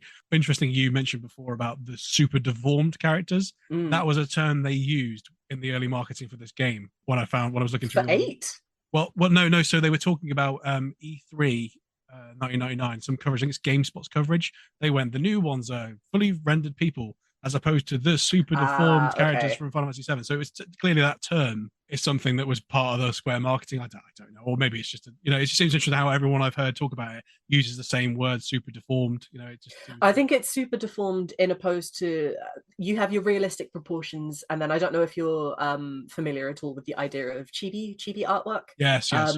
Chibi is kind of the precursor to super deformed. So it is a thing then, right? Yeah. It takes it one step further, sometimes abbreviated as just SD. Oh, that's really interesting. Then. So well, I guess I've made the link in the sense that it actually is a term. It's not something that someone's copy. That's interesting. I like that. That's really, really cool. There's your fact for the day. There's your trivia for the night. So that's a reference to a game called Catherine, if you've ever played it. Yeah, there's 3 demos. I've talked about demos to death, which is also in another video I did, which is I'm not going to talk about here anymore. Right, so first mainline, I think you might correct me on this. This is the first mainline Final Fantasy since the first game to feature time travel, with the possible exception of 5, where there's the Phantom Village, which is like a stuck in time place. But it's like it's weird because everyone goes on about 8 being the sort of the sort of dark sheep or black sheep of the series or whatever. But actually, it's kind of harkening back to the time travel loop thing that's in Final Fantasy 1. I know that there is that village in 5, but other than that, I don't think any of them have time travel in them. You explore people's memories. Obviously, you go back in memories with other ones, but no time travel. Yeah, so let's have a think there. We've got 2, which as far as I'm concerned doesn't have any time travel. We have 3, which I wish I could time travel back. 3 is a whole story for a different day. 4, there are flashbacks in the DS remake. 5, again, the one village. 6, the only thing that's coming to mind in 6 is Doma Castle, but even that's happening in the present. 7, could you make an argument for 7 in that the like Nibelheim flashback, because that is playable. I suppose, but you don't actually, the characters don't actually travel through time. That's true. Okay, in that case then I think 8 probably is. I just think it was interesting how it's all I mean, the term black sheep's all right to use, isn't it? I'm not gonna. No. I think that's fine. Because I used it. I'm thinking Bar black sheep. Bar rainbow sheep. Apparently, it was going to be called. That's a myth that the right wing press put in. Anyway, that's another tangent. Yeah. So like, it's just interesting how Final Fantasy VIII is like in some people, and that's definitely a podcast topic on the history of Final Fantasy VIII and becoming this myth that it's been hated, because it's not. That's another topic, I think. But no, like the whole black sheep of the series thing, considering that it's thrown back to the themes of the first game, and it's the first one that's done it, so in a way it's almost like it's going back to what it used to be. That's probably a very loose argument, me defending Final Fantasy VIII. Like, there's plenty of other ways to defend it, but I just think it's really interesting. Obviously, the first game you got Garland's time loop, and then in 8 you kind of do the same thing at the end of the game. Spoiler alert. With the succession of witches, you kind of like stop that from being a problem, the same way that you stop Garland from being a problem in Final Fantasy 1. So I just think it's really interesting how I never realized that until I was reading up the research for this video. I thought, wow, that's incredible. Like, I don't know if you've got anything else on that. No, I think it's the only thing that's really popping up in mind is the idea, and I don't know if you saw this last summer when 16 released. I know I saw a hell of a lot of it, but the evergreen argument of the newest Final Fantasy is not a Final Fantasy. it's got the name, so it is, that's kind of the beginning and the end of the argument as far as I'm concerned. But it's one of those things of, it doesn't really matter how far away you stray from what you consider a Final Fantasy to be. They all really do have some common elements in with each other, whether that's just a chocobo, or whether it's actually we're doing time travel. By the way, Final Fantasy I had modern elements as well, so modern isn't really not Final Fantasy. There's so many things that you could argue. Just chill out, guys. Just chill, please. This is a heartfelt message from me to you. Just chill. Yeah, no, I think you're right. In a way, I think it's. I mean, I could go into the depths of like Final Fantasy fandom and how I think it's healthier than, say, the Star Wars fandom can be. Because I hate the word fandom, by the way. I can't believe I just used it. So I hate the word fandom. Fan base. That sounds better. I don't have a problem with the concept of fandom, but I just don't like the word. It's like merch. I hate the word merch. Anyway, but I use them anyway. No, so like obviously like that Star Wars fan base is like very, very torn, and it's like similar in a sense. Like we all hate the prequel films, and then like now 20 years later, everyone's going, well, actually, we liked these at the time, and it's like annoying because like back when I watched them when I was a kid, I liked them, but the people that were the most vocal about it were like people that were 15 years older than me on the internet. So whereas I think because Final Fantasy reinvents itself every title, in a sense it's healthier because that's part of what it is. So you're never going to please everyone, but that's part of it. So I think it's probably why it stood the test of time.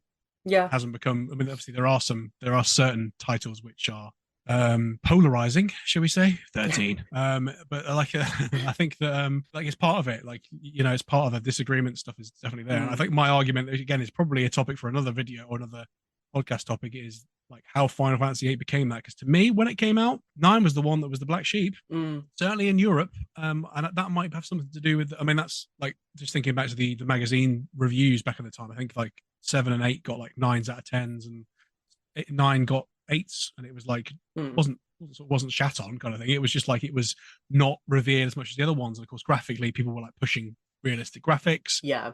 It didn't have the same impact from memory, gameplay wise, JRPG wise. I mean, it's the same level of quality, but I liked it. But I think that it was definitely, to me, like it was the one that no one really wanted to talk about. It was the kiddie one to people. See, it's interesting again that you bring that up, and I won't go on about fan bases too much or anything like that. But 8 and 9 specifically, I have found are the fans of 8 and 9 over the years have always been the ones to cry the loudest that their favorite game is underrated. No, they're part of one of the biggest selling series in the planet. They're not underrated, I promise you. Like, I can see why that both camps would think that.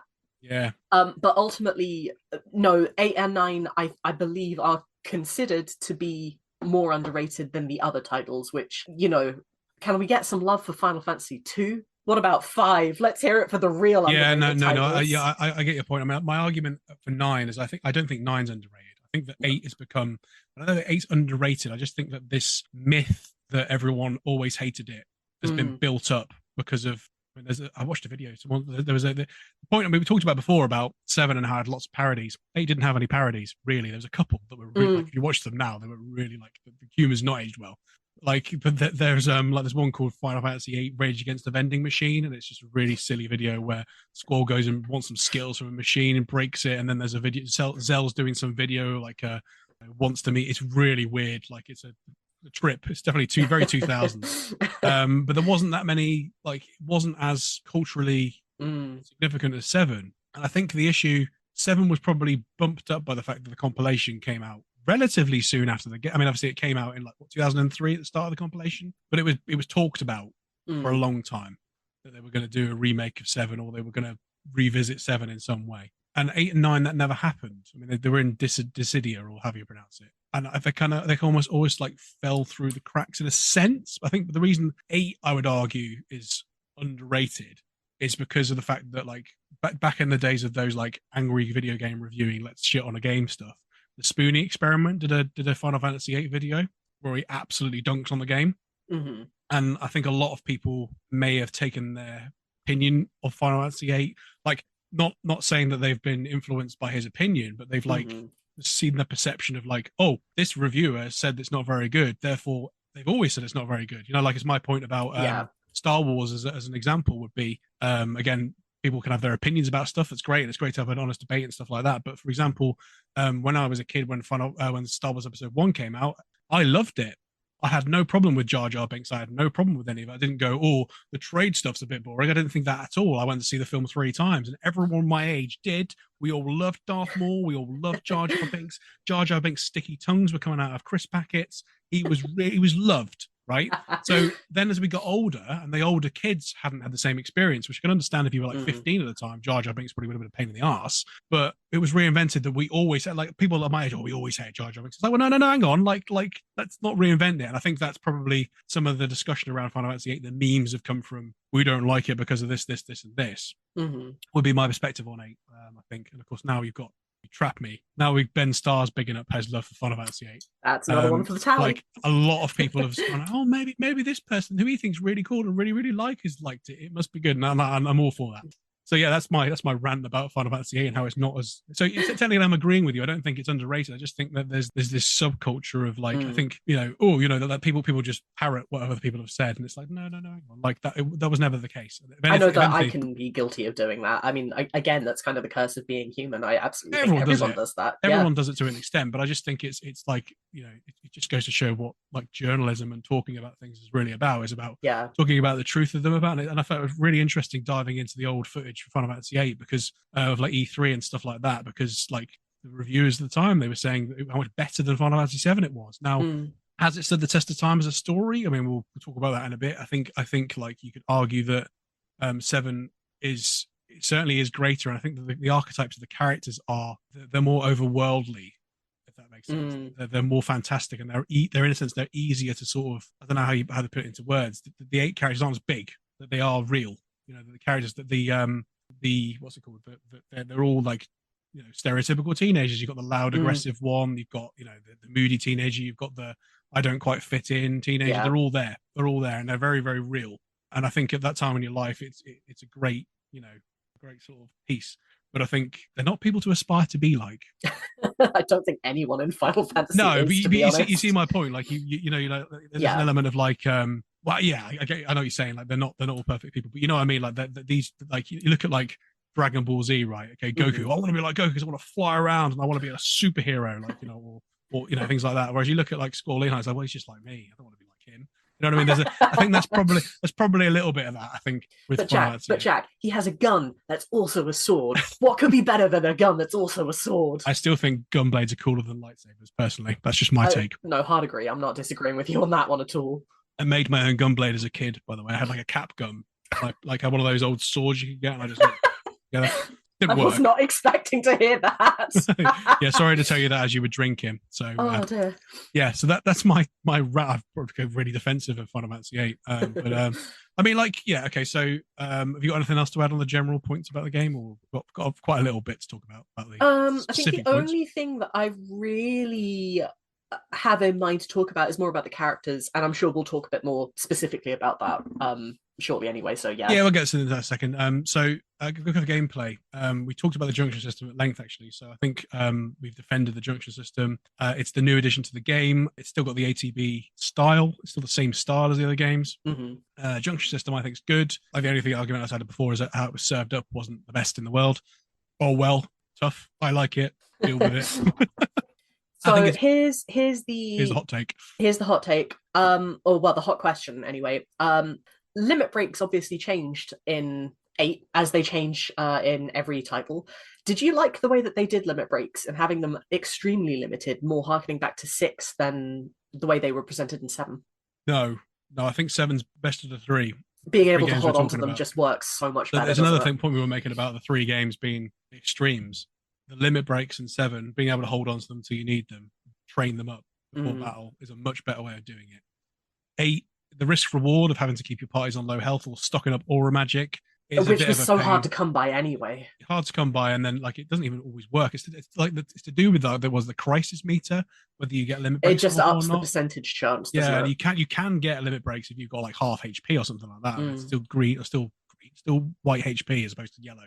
I think it was frustrating. I mean, I think we'll talk about super bosses in a bit, which is the next topic. But I think there are certain, like a lot of the game's mechanics are built around the limit break being on low health, and it's a tricky one. I mean, I don't think it's bad. I just think it's very, very specific. And I think they tried doing something different. It just didn't hit as well. not as bad as Final Fantasy IX with the trance. Don't talk to me about trance. I hate Absolutely, trance. I hate like trance with a passion. appalling. I mean, like it is probably the worst part of the game. We'll get to trance in a bit, but yeah, no, that's my take on it. It's not as good as 7 in that sense. Okay, and my follow-up question for my hot take question: which was your favorite Limit Break and why?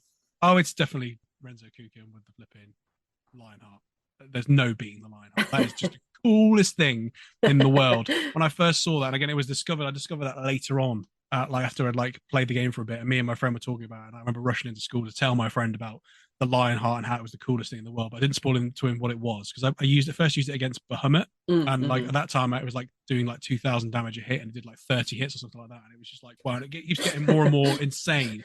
And then he guts through the enemy, it blows up, and you think, wow, that's over, and then it hits the ground and still does damage as well. I just remember thinking that is the most overkill, insane thing I've ever watched. And I thought, you know what, I want to do that again. Not just because the damage you can do to the enemy, just for the fact that it looks cool. So that I'd always go to like that's the favorite finisher. I think the best damage one's duel, isn't it? I do like the shot. I mean, they're all good, but I think there's no beating Lionheart for me. What about you? I think it has to be Selphie's Limit Break, actually. There's a combination of just the slots and not knowing what you're going to get, and then finding out the extra magic that you can't access any other way. So if I remember correctly, Selphie actually does have access to Apocalypse, which you can't see until you fight Ultimecia right at the very end. She's also got the End, which in itself is just, that blew my mind the first time I saw that. And the other Selphie specific magic is Rapture, which just takes them off the screen. Mind blown when I saw that for the first time. It was like, and you just have to hope that you get it. Like insane, especially if you're playing with the low HP stuff and just praying that no one attacks her in the meantime. I don't know the ins and outs of the mechanics of Selphie's Limit Break, but I know that depending on what your levels are, depends on what magic you get and stuff like that. It's quite cool. That wouldn't surprise me in the slightest. And it is a cool limit break. It's something like that in Final Fantasy again. It's very unique. Not that I can think of, or if there is, then I'm not experienced. Selphie's great. Selphie's a great character. She is. She's wonderful. She's right here with me. We'll use that. I mean, obviously, I've got music as a thing, but we'll talk about music probably more generally in a bit. I think let's talk about the characters then. I mean, we talked about the archetypes. Who's your favorite character? Is it Selphie? Oh, don't make me choose. I think the thing about 8, going back to what you were saying earlier about the characters of 7 being very, not archetypical, but very set in their ways and very rigid and very, you can see what they're trying to go with the story beats, versus 8's characters of just, they're regular people. I really love the characters of 8. I think they're actually better than the characters of 7, and I cannot believe in saying that because I love 7. No, genuinely, I think 8 does a better job overall of matching the characters to the world and the situations that they're in. They feel so real. Some of the things that they do and say are just, that's exactly what I would do and say, and I love them for it. I love realism in stories. I'll take that over like, oh yeah, I'm the chosen one. I'll usually take realism any day of the week. But stuff that really jumps to mind is when you're first in Timber and the entire town is under martial law and you're trapped, and Squall and Renoa have their first spat of many, and she just straight up, you're mean. You are a meanie, and runs out of the room like, that is a 17-year-old girl right there. I love the things that they've done with those characters. No, I agree with that. I think the love story and the friendship stuff was really well done. I'm really glad that you bring up the romance. Realistic. It's realistic, and I feel like I've been the only person for my entire life that's ever thought that. I enjoyed the romance story in 8 much more than the romance of pretty much any of the other games. And every single person that I've ever spoken to about it has hated it. They think that it's unrealistic, and it's just not what they would do. And fair enough. Everyone's got their own personal preferences. I think it's real. It is real, and that I think the moment for me that I think it's related to what you said. It's not necessarily the romance side; it's more the friendship side of it. And I talked about this in my big long self-indulgent episode talking about Final Fantasy VIII, which had some interesting faces in it. Have you seen it? It's a good little. Well, I enjoyed making it. Let's put it that way. And basically, in that, I talk about the best moment from Final Fantasy VIII and the most impactful moment. And I mentioned earlier about how I think that the most iconic moment, or one of the most iconic moments, is obviously Aerith's death in Final Fantasy VII. This moment's not as iconic, but I would argue any day of the week that it is probably up there. It should be up there in my opinion. is the moment where Squall gives the speech to Garden when they're That's a good attacking one. Galbadia. That I remember watching that as a kid, thinking, "What am I? What?" Because it's the sort of flip of the fact that all the way through the game, and I mean, I know that there's been translation differences, and I believe that Squall's a bit more open in the Japanese version. I know from playing 100%. playing I'll the talk about trial version. translation at a different Yeah, date, yeah, I think. yeah, But yeah. yeah. The trial version has a different, which is the one with Renoa on the beach and Dollar. The there has a slightly different translation, and it makes Squall seem a bit more awkward. And like there's a bit where he talks about the romantic dream, and he goes, "Oh, it's not subject I'm comfortable talking about, guys." So from saying that, he's more open as opposed to just whatever. So he's a grumpier character in the localized version, but still the theme is there is that the characters keep trying to get Squall out of his shell, basically. But they take the piss out of him a bit as well. There's a bit where like earlier on in the game, like when you first take control of Guard, and it's like you're going to do a speech. He's like, "I'm not doing a speech," and then everyone's like giggling about how he's not doing a speech and stuff like that. And then I always loved that. yeah, that's funny. But then later on when they're attacking Galbadia Garden, and he comes up and he stands up and he walks up the stairs, and then the Oath piece of music in the game starts playing, and he gives the speech, and it's just like, wow. And of course they're all celebrating, they're all jumping up and down, shocked that he's taken charge, and it's just like what a moment. I remember watching that thinking, wow, like it's not the visually that amazing, like say like the Diablos cutscene was or anything like that, or like a special effect like the pod race in Final Fantasy Star Wars was, but like that moment, like emotionally as a story beat, I remember thinking, wow, that's just like this character's got depth. This character's real, and like you said there, I think that the characters are relatable in that sense. I mean, obviously the little bits of text where it's grayed out, where you can hear what's going on in his head, makes him feel more real, more relatable. Which was a really good narrative choice to add in. I think incredible, and I think like I'd stand by that being one of the best moments in the series, and that's certainly cemented it as my favorite. I think that's just. I know that one of my favorite pieces of like just looking at the friendship and how the characters have evolved is actually relatively late into the game. It's when most of the party put on their mini concert in Fisherman's Horizon, and Renoa is sent to go and pick up Squall. And honestly, everything about this entire sequence is just golden to me. From Renoa doing her best to be like, "Hey, let's go out," and Squall's just like, "I'm tired." Like again, mood, bro. You're 17. You just want to sleep. Really nice. Yeah. Like just leave me alone. I'm just tired. Just let me go. And then dragging him down and seeing his friends put on like a damn good show for him. What follows is Squall and Renoa finding a little way away from the stage and sitting down, and Renoa knowing him so well at that point as to completely mimic his like movements of covering his face and rolling out of the way. But more importantly than that, when she shoves him down, and there's two different ways that this can go depending on the music that you've actually got playing. Oh yeah, that's right. Yeah. One of them, I think, is just absolutely hilarious from the way that she tries so hard to get him to open up, and then in the end is just like abandoned. God, they're butchering this music, don't you think? Like, let's get out of here. Something so heartfelt is when you have the music all completely lined up, and Squall is kind of just doing his best to be Squall, basically. And Renoa straight up says, and I'm probably going to misquote this, but she actively uses the word love. She says, "Look, Squall, we're your friends and we love you. We're worried about you."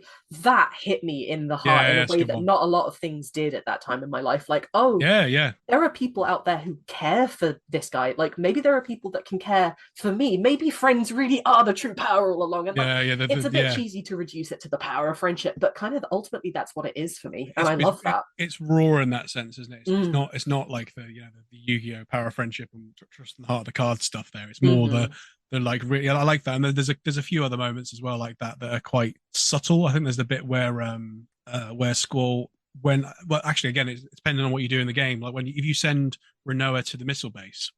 Yes, I know exactly where you're going. Yeah. There's two parts. There's a part where actually it's the same whoever you send. Basically, when you beat the monster and they come out, Squall internally says, "Yes, they're okay. They're okay." Yeah. With exclamation points as well. He was worried. Yeah, exactly. There's that, and then there's of course like there's a little scene with her. Yeah, it's good. There's a little scene with Renoa when you're on "Did You Miss Me" and stuff like that. So that stuff like that's really, really human and really, really cool. And of course, there's a few moments with individual characters, like I'm trying to think. Go and help Selphie when her concert's like it's all broken because of the attack and stuff like that. And like. And Selphie actively says, like, "Wow, I must look down if you're happy." Squall, I feel better. There's loads of stuff like that you can kind of choose to do if you want, and you have an influence on that part of the game. I mean, obviously, there's the bit in 7 where you can influence the outcome of the game by like who you go on the date with, depending on. But it's such a tiny little. But it's like a joke more than anything. You know what I mean? Of course, it's a meme as well because people are like doing it in the modern one. I know that you can and it's very much a massive mechanic in Rebirth of what I can see. Like it actually says on the screen. I got so far I got in Rebirth. It's like, oh, your relationship with Aerith has increased. And I'm thinking, am I playing Mass Effect, or am I or am I playing a dating sim? No, I'm playing a Final Fantasy VII Rebirth. No, but there's things like that. But there's also, yeah, no, it's really cool how you almost become Squall. I think honestly, before we move on as well, there's one tiny moment which I think is a missable one. When you're giving Rinoa a guided tour of Garden a little later on in the game because she's never visited properly. Give me a tour, Squall. So he's like, fine, you can show her around. You can go up to the infirmary and talk to Dr. Kadawaki. And I absolutely love this exchange because there's a couple of options you can pick. And Kadawaki says, "Oh, Squall, is this your girlfriend?" And you can go, "No." And you can make Squall pick yes. And Rinoa's like, "What? Am I? What?" And Squall again has a choice of going ha ha ha or no, I'm serious. And picking the I'm serious line leads Squall to say, "I'm serious." Seriously joking. And Rinoa's just, oh my fucking mark this date on the calendar. This is insane. Yeah. Like, so that cracks me up every time. That rings a bell. I don't remember. I remember that vaguely. Yeah, that's what a game. Yeah, no. So I think that in 8, I was looking at like the points which are weak about all 3 games, and we'll get to that in a bit. But it's a struggle because, like, again, that's the point I was making before about people going, "Oh no, 8's rubbish. It's got the drunken system." It's like, well, I don't think there's anything in it that's any clunkier than the other 2 games. It doesn't stand out as being the worst of the 3.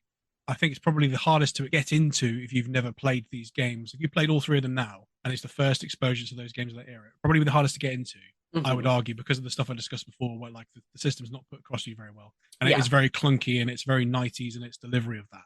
But I wouldn't like quality wise. I think it's up there. There's no disputing that. Like I think there's a few other scenes where we could go on about it's interesting how we've spoken mostly about the character moments in this game, like compared to the other one. Like moment with I'm probably going to pronounce them wrong. Fusion and Rajin, I call them, or Fusion and Rajin, or whatever you want to call them. Oh, I've always called them Fusion and Rajin. Yeah. So close, but Fusion like is speaking all through the game with like rage and anger, and I think that's I don't know, like I don't think she's actually saying those words in real life. I think the whole that they're trying to put across the fact that she's annoyed. I mean, I know in the original Japanese script, she exclusively uses kanji rather than a mixture of, which is an interesting way of translating it. So but like clearly that person isn't going rage. They are being more angry and using caps locks and stuff like that. So I think I get the idea. She's supposed to be really, really, really stroppy and angry. Then there's the moment later on where with Sifa where the oath plays again, and then she starts. She opens up to Sifa, and it's like, whoa, what? Like, I love about those characters. Like, but I think the supporting characters in 8 and Fusion and Rage. Of course, when you fight them, that's one of the best parts of the game. Is that they're still your comrades. Yeah. Like what I like about them, this ties in with the teenage thing of like, you may have had someone like, so obviously there's the Squall and Sifa don't get on, and they're not friends. But I like the angle where like Fusion and Rage are really good friends with Sifa, but they don't then pile on Squall. They're still palling with him. Like, and they meet him in Garbadia Garden, and they follow him down and chat to him and go like that. And they're not thinking he's our friend Sifa, we're gonna side with him and we hate you as well. They're their own people. They're making their own decisions. They recognize that there's beef and tension between Squall and Sifa, but they're not jumping on the bandwagon. Sorry for interrupting there. I think what I really like about the Cypher Fusion Radiant kind of thing is that it would be so easy to make Cypher the guy that's just the lone wolf and left out and like, oh no, I hate Squall. And it's kind of not like that at all. It's completely the opposite. Like, Squall's doing his best to be alone, and everyone else is doing their best to break that shell down with him. But like, at no point do we see Cypher brush off Fusion and Raijin. Like, they are tight. They are a posse, and they have been since day one. And I really love that. Actually, it's not that they are his ride or dies either. Obviously, they're not willing to go as far as he is. They actively call him out, and he's like, "Don't be a dick." Alone, then. And to the point where even Cypher is like, I'll do this on my own. Thanks. I'll take it from here, guys. Like, that's 8 really gets friendship in a way that not a lot of the other titles do, I think. No, I think it nails it. But I think we could probably talk about the power of friendship for hours and hours and hours. But okay, so let's move on to 9 then. So, well, actually, before we move on to 9, I would argue that 8 of the 3 is the one that needs to remake the most. I would agree with you. Story-wise, because I think the post-war element of that story, because that's another thing about the game, is that it's post-war. There's been world war with the sorceresses and stuff like that, and there's loads of orphans. I think that the post-pandemic world, I'm not going to use the word because we might get a thing come up, the post-pandemic world we're in, I think that makes a lot more aligned with what's going on in the world. I think just my that's my little take on that. Not just that, but I think it's also pertinent in the fact that 8 is the first title that actively uses child soldiers as a main sticking point, and no one ever brings it up. It's a very under the surface insidious kind of thing in a way that I really love, because the more you think about it, the more you go, oh, this is fucked up, actually. It is fucked up, yeah. But it's there are so many little things that are just so pertinent to everyday life. I agree with you. I think 8's story definitely needs a revival. I mean, I made a point in when I talked about this at length about that, not quite the same with the child soldier angle, but more about the fact that people, I think I'd heard someone say about how, oh, it's teenagers saving the world again. It's like, well, it actually makes sense in this game because all the adults have died.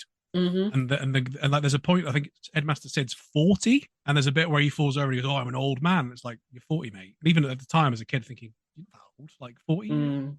But like, he's an old man because very few people got to that age because of all these wars that have been going on. So that, you know, like the idea of childhood and teenage years doesn't exist in the Final Fantasy VIII world really the same way. You've got the very young kids, the younger classmen, and they're called, and they're like very young.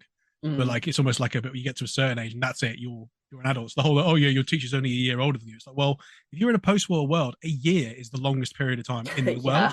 So it does make sense. Like, people go, oh, it makes no sense that she's only a year older than them. No, it does. It makes perfect sense. And I think that it would benefit from a remake personally. But yeah, it's not like, oh, we're, you know, like the whole Pokemon thing where Ash Ketchum's now 10 and now he's a grown-up. That's not like that. It's more to do with the fact that, yeah. Anyway, before we go down the rabbit hole of 8 forever, Final Fantasy IX. So, from the back of the box for Final Fantasy IX, Queen Bran of Alexandria has begun using highly advanced magical weapons to terrorize neighboring kingdoms.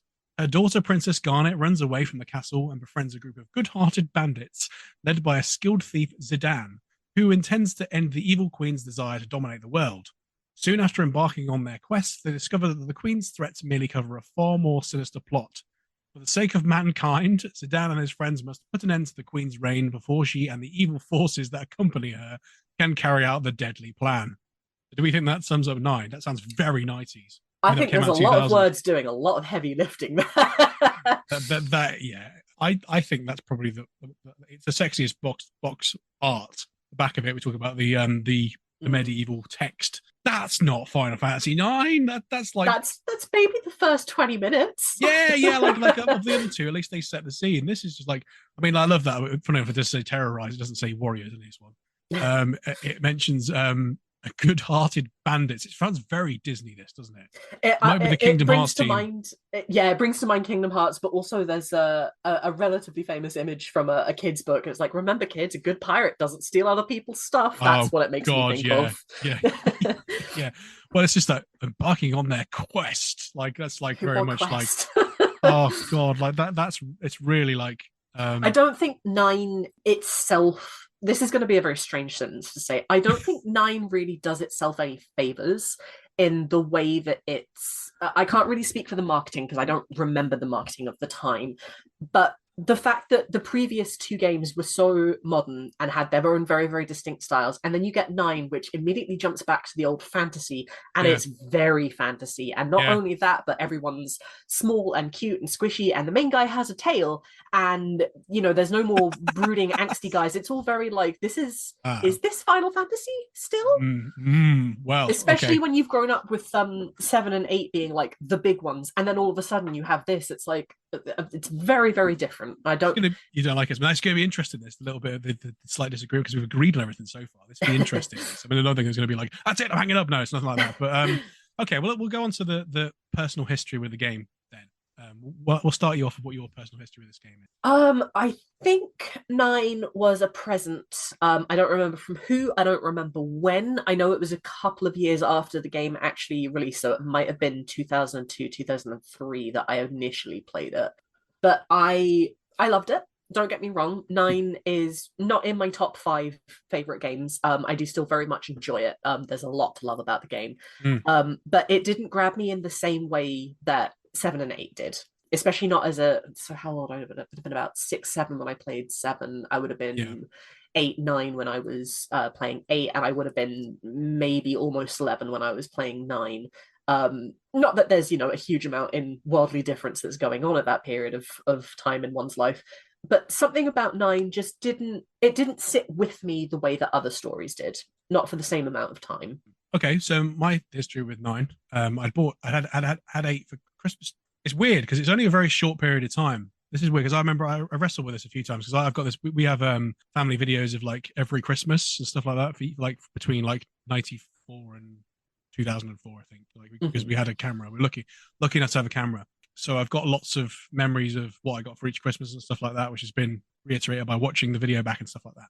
But I wrestled with it for a while and I realized actually I got Final Fantasy VIII Christmas 2000, but then I actually bought Final Fantasy IX new in April 2001, just after it came out. But it feels to me like I had eight for a lot longer. It could be Mm. because I had like the experience of the book and playing as the characters before playing the game myself, which Mhm. is quite interesting. But obviously, there's a timing thing when you're 10 or 11 months feel like years because of your perception of time. I just think it's really interesting how like I'd only really just got eight, and soon afterwards I got nine. And I know it was definitely 2001 because it was my 10th birthday in 2001, and that was that year. Easter Sunday was my birthday. So I remember like my presents. I got Pokemon Gold version of that, the Easter egg hunts, and I hunted for my presents. So I remember Pokemon Gold and getting that out for the and then with birthday money I had, I went and spent £40 and got Final Fantasy IX new. So my cousin who was down at the time because we are visiting like it was around Easter time, so he was visiting. He was a couple of years older, and he'd had it very new, so like February when it came out, and like again a couple of months before. But when you're 10 or 11 or however old we were between us, we're like, it's that's ages, that's long time. And he played it before, but didn't own it. He like played it at a friend's house or something like that, and he was jealous Mhm. I had it, kind of thing. And he was almost like, "Oh, I'm not playing that with you." And it was like, "Oh, okay, fine." So like to me, I liked it instantly, and I think the reason I gelled with it, I did recognize it was very different than eight, but was that at the time, and I'm going to sound one of those awful, I'm a true fan people. I'm not one of those people, but I'd read The Hobbit Mm. before Lord of the Rings came out in the film in the cinema. Mhm. And it was an old version of The Hobbit, so it wasn't the one that has the Lord of the Rings, like, Aragorn or Frodo cover. It was obviously the films had been filmed already, but they weren't marketed at this point. So I read Mhm. The Hobbit, loved old school fantasy. I always liked growing up. I also like or like those sort of things. And I kind of like gelled with it because of that as a separate thing. You know what I mean? So like I was into Mm. that kind of like fantastical world already. So it's interesting because I think because we only in Europe we got seven and eight, we never had any of the other ones as far as I know. I don't know if any of the games magazines were talking about the other ones. I think we had like Final Fantasy Legend on the Game Boy, which was actually Saga, whatever or whatever it Mm. was. But Final Fantasy IX was almost like a glance over the shoulder. I remember these games we used to make. Like, so for Japanese audiences and to a lesser extent, North American audiences, Mm. it probably gelled better. For us, and that's why my point I made before about like Nine being the black sheep of the series in Europe was that Mm. we were like, what's this? Like, in general, for me, I was like, I love this, but I like how it's different. But it felt very different to me. It didn't feel like we're going back to our roots. It's So interesting you say that because I know that I played nine before I played Origins and Anthology, which obviously is what it's yeah, harking back to. So they came out straight afterwards. already, Yeah, yeah, already looking at the idea of homage before yeah, looking at the original is it's probably definitely shaped me in a way that I'd never really yeah. considered before now, actually. Totally. So I mean like it I mean it's I mean I sort of fell in love with this game really. I love the storyline. I remember the mind blowing bit for this for me, and it's probably really silly thinking about it. It was a bit of a trick. Was the bit when you come out of Southgate and you fly through and you're on the world map and you see the other airships coming towards you. Mm, It's the only time in the game you see that, and it's like, my God, this world's huge. Like, yeah, yeah. and I think what stands out about this game compared to the other two is how it makes the world feel big. Yeah, the world of nine feels so much larger than the Yeah, others. And that's because not to say that the other worlds are small. no, but because it's the way I think it's a lot to do with the way that I think it covers more space on the map, but it's also Mm. how the story ties in with where you are and Mm-hmm. it eats you out to the world. I mean, obviously, like the first Final Fantasy game, you're on a ship very very quickly, and you've got the standard like approach of like you start off on foot, then you might get a chocobo, and then you get a boat, and then you get an airship. It's standard fare in Final Fantasy. Mm-hmm. It's certainly the same through all three games, but in nine, like you're on foot, but you're cut off from a lot of the places. You can Mm. see them on the map, and you got those gates that this gate's sealed off, and you know that that's a gate that leads from Limblum to Burmecia or whatever. And like the Mm. way that the story's told is that it's like you're isolated in different kingdoms, and it makes the world feel bigger than it is. I think something else to add onto that as well is because nine is kind of teetering on the edge of and leading into a war, essentially, Yeah, yeah, that is a worldwide war. Every single locale has its own distinct feeling. Like you definitely feel like there is stuff happening in back in Alexandria, when you're in Lindblom, that you're not aware of. You know that stuff is happening behind the scenes, just Yeah. as you know that the second that Garnet leaves in is like, I'm going to go and talk to my mother over in, wherever, and she goes through Gizmolik's grotto by herself. Like, you know that stuff is happening without you in a way Yeah. that I don't quite feel with the others. Yeah, no, I agree. And I think as well, because you get that less of a choice on who you send where. So obviously in 8, we talked about the fact that you can send different people to the missile base, and there are parts in the game where you have to keep squad on your party, but you can send other people off. 7's the same. You can pretty much choose who you want. There's different points where you can't choose. I mean, you don't have Cloud for a part of 7, but for the most part, it's pick who you want unless they die. But in 9, like for most of the game until the very end, you are shoehorned into using certain people at certain points of the story, and I think that's really cool. I mean, I like remember like there's a bit at the beginning of the second disc where you go off as Garnet or Dagger, and you go across the world map with her, and you're going back through a bit you've done before to get somewhere else. You go through the village of Dali.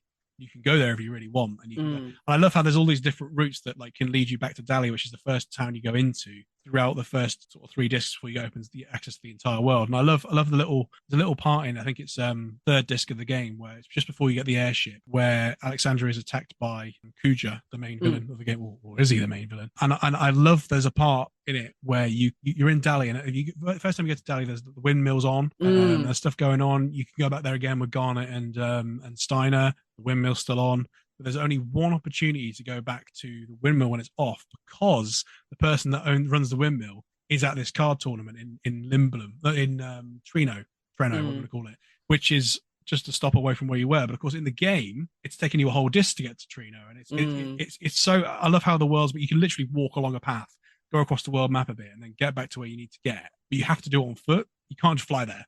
Like, you know what I mean? It's like it's really cool, and you can then go in and like steal his treasure from the windmill. And again, it really just it leads more weight to the idea that no, things are happening without you. You might be eventually the world's most important person and the one who saves the world, but like to everyone else, they're still the main characters in their own story. Totally. And I think it's cool how that you've got this whole older thing where the different continents don't talk to each other as well. There's a lot of that going on. Like there's the forgotten continent and the lost of, really weird. I always thought it was funny how you got the lost continent. They wouldn't call it the lost continent. They call it our continent. The things like that always make me laugh. But I think that's really, really cool. I think, my own one personal story with 9 as well, I will tell here, is basically, this is like, did you ever watch Friends, the TV show Friends? Yes. Right, so there's a scene in that, I don't know what episode it's in, but it's basically one where Rachel and Joey swap books. So like Rachel's reading The Shining and Joey's reading Little Women. God. And he's had to throw The Shining in the back of the freezer because he can't get past that certain point, right? Okay, so that's the framing device for what I'm going to tell you here. So I always call this my Joey putting the book in the freezer thing. Was that in 9, spoiler alert, you get halfway through the game, or we get probably a third of the way through the game, narratively. You go off onto the outer continent, you meet Eiko or Aiko, whatever, and then you realize that Dagger is actually from the Summoner's Village. The way you find it out is by seeing the cutscene that's teased at the beginning of the game in the storm. And what ends up happening is you see this big eyeball destroying the Summoner's Village. Now, what's interesting about that is that I don't know whether it's actually technically an eyeball or it's her perspective of what looks like an eyeball, which is interesting. But that frightened the life out of me, like literally scared me to death. And I remember had one save file later on in the game, but I would start the game again and I'd get to that point and then start again about 10 times because it frightened me so literally I had to eventually get a friend to get through the cutscene for me. There's only like 10 or 11, so it wasn't like 25 or anything like that, but oh my god, it just terrified me. Whoa, because the game tonally takes a massive shift at that point as well. It goes from being this cutesy medieval, okay, there's a bit of war there, it's a bit scary, but all of a sudden it's oh my god, this is horrifying. Up there. It frightened the life out of me. So that's my my embarrassing story of the month. And I think as well, there's a really obscure TV show at the time. We talked about anime. It was called it was actually originally called Mush Rambo, but it was called Shinzo in that's not ringing any bells. Probably won't have heard of it, and it's very much a Journey of the West homage, kind of like Dragon Ball was, but not quite as good. And the lead character in that reminds me of Zidane. So at that time, my image of the lead character was kind of like that. Yeah, and I've made the argument to death that I think 9 at the time in Europe was the one that was revered as the black sheep, and then over time we've reinvented that somewhat to be 8, which is outrageous. Yeah, well, no, we can move into gameplay. Still uses the ATB system. A bit slower, isn't it? Like on Yeah, it did PS1. always feel a little bit slower, and I don't know if that was I don't know if it was something that was done on purpose or not. But yeah, it definitely feels a little more homey, I suppose. Limitations of the system more than anything. But as far as I know, you might be able to correct me here because I have a bit more knowledge of the older games than me. But this was the first one where the equipment could teach you abilities. Ba, ba, da, ba, da, ba, da. Certainly, like a big feature of the game is that your abilities can be learned. You can use them where you equip the item, and then you have to spend a certain amount of time learning them before then you can then unequip them Yeah, and use I the ability. think Um, I would have been the first one that way. yeah, Incidentally, it's a concept that I actually really quite adore. It was a pain in the ass to get through when I was actually doing it, but looking back, no, I actually kind of miss the whole I'm going to learn this and then I'm going to have to really think about what stones I'm going to allocate for my passives. And there's something about yeah, that was like, I got to use my brain for this one yeah, a yeah, little yeah, yeah, bit. yeah. Yeah. So it was it wasn't anything, it wasn't groundbreaking. I mean, it's No. quite a simple thing. You learn an ability with an item or whatever. Standard RPG stuff at this point. This game didn't do anything new, really, mechanically or visually, which is probably another reason why. I mean, like 8, 7 definitely brought the genre and gaming forward in terms of how they were presented. 9 didn't really do that, I don't think. Having said that, there are a lot of places in Nine that just feel so welcoming and comforting. Like Yes. again, you mentioned Dali. It just feels like a little bit of a hobbity whole hug, actually. Lindblum feels almost like what I imagine London could look like if it was cleaner, maybe, and we had an Oglop running the city. We You have know, we have had an oblong run. You have a run see at one point at least for a certain period of time. And then places like Medan Sari as well, like they're completely Yeah, empty and barren, but the, they, the the feeling that they give you is just they all you have their can't own describe it. personality. They'll have their own personality as well. They're very, very distinctive. I think that the I mean, we alluded to the fact that the world feels bigger because of the stories told. You got the ATE active time event feature in this game where you can look at what the characters are doing at the same time.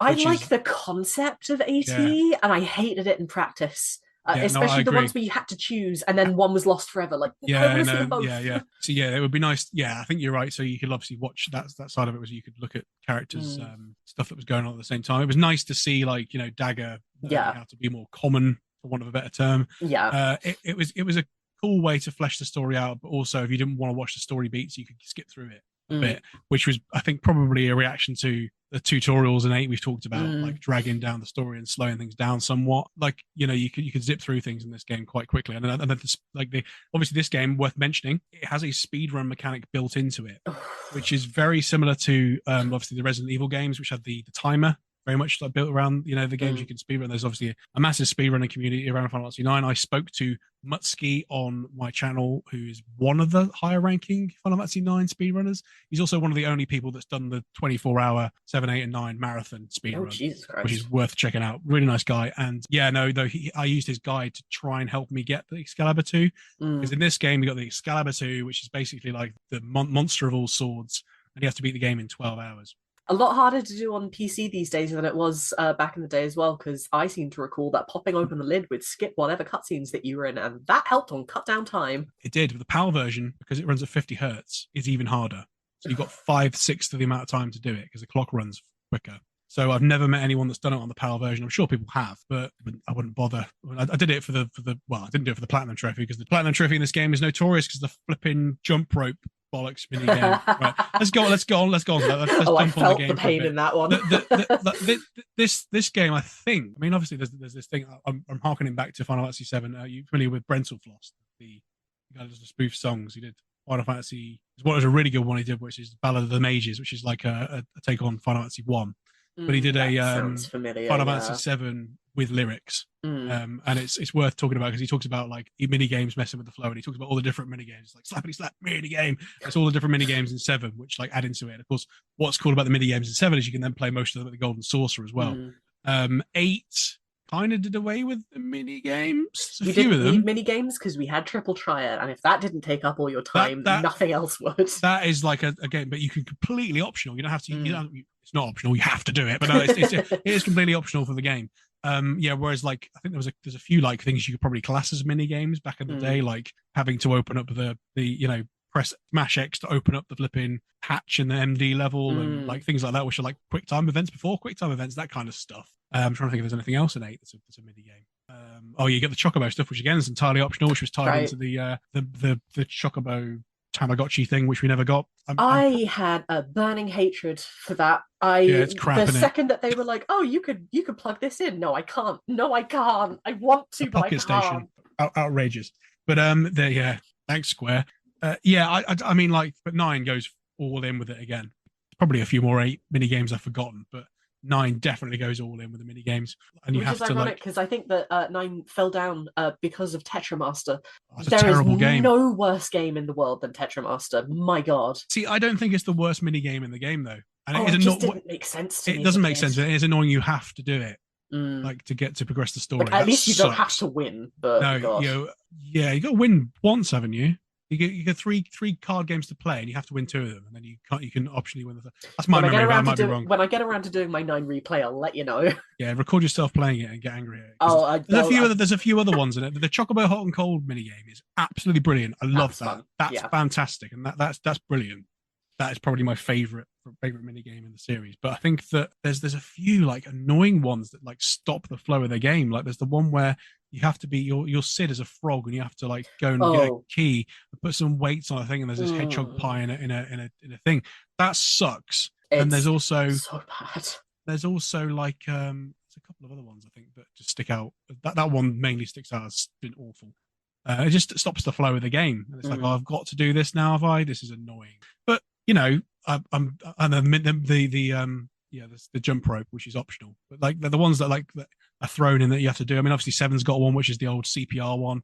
It's a little bit annoying, but once you know you do it, and the main thing that annoys me in Seven that irks me, that's not really a mini game, but it's more of a set piece.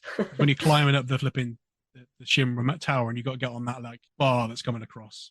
Oh, see, I prefer that one to having to remember to jog on the spot and Gares Cliff every time. Stuff like that just sucks.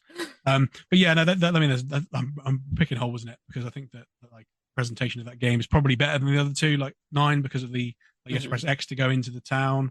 It looks like it just feels the quality of life stuff is probably been affected of the three games in my opinion anyway. I mean, there's little things like you can like the find here icon or move icon where you can like the little you're stuck behind something. You can like there's a little glove which points like a Mickey Mouse glove which points to your character. Stuff like that is I think quality of life stuff makes things a bit better.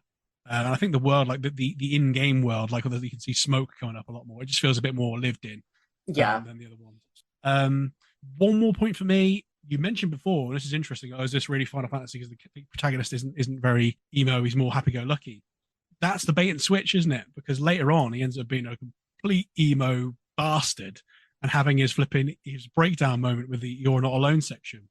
And see, I think it's one of those things that's completely justified as well. Oh like, yeah, totally. In game. So, so about a week ago, I saw an opinion online that made me really, really annoyed because there was someone being wrong about Final Fantasy, and as we all know, that's just fucking unacceptable.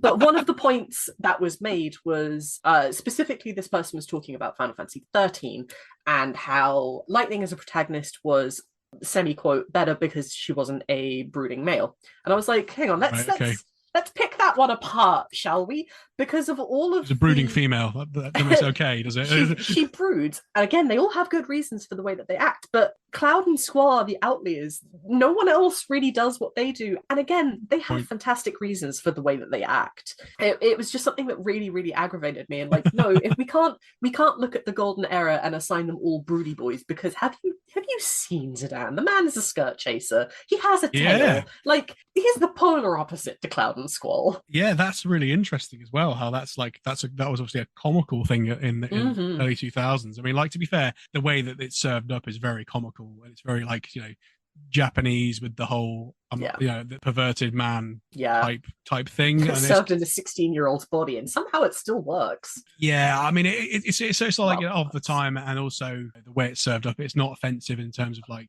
what I mean. It's sort of very. You can see even now, like 20 odd years later, you can see it's meant to be a thing rather than this didn't age very well. Yeah, and I think there's also the bit where like the sexual tension in that game between Garnet and Zidane is realistic in that sense. Like he's not he professes to be a ladies' man and all the ladies love me, but when he comes to actually trying to get with someone he likes, he fails miserably. Which is kind of like the movie, the Will Smith movie, Hitch.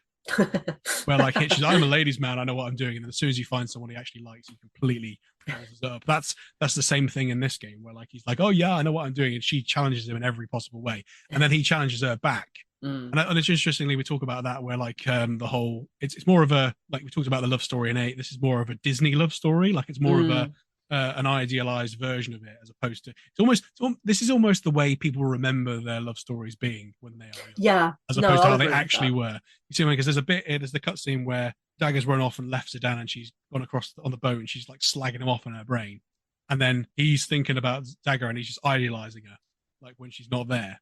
And it's just really like it's just really clever that part's realistic, but it's like, you know, I think there's also the bit where it's like there's the bit on the airship where he accidentally touches her when he climbs up, Yes. and he's like, oh, and then of course like she's like embarrassed, but there's like an element of the way it's served up isn't that he's assaulted her, it's that They there are was also running for their lives at they that were in it point for their as life, and well. they were not served up like he's been a perv. It's served up like that's added to the tension of they clearly like each other characters. She's denying it, and he's like, so it's served up well. If you watch it in isolation, it's probably a bit like whoa, but as part of the narrative, I think it works all right. I think he's a good character, really. But yeah, you know, he keeps trying it on with her, and he keeps failing, which makes it funny, I think. There's nothing like a little bit of heroic failure, really. Yeah. Like, you know, like let's go on. Oh, the one of the best parts is when he's turned around to that random barmaid and he said, let's go on an airship cruise. He doesn't even know her. Yes.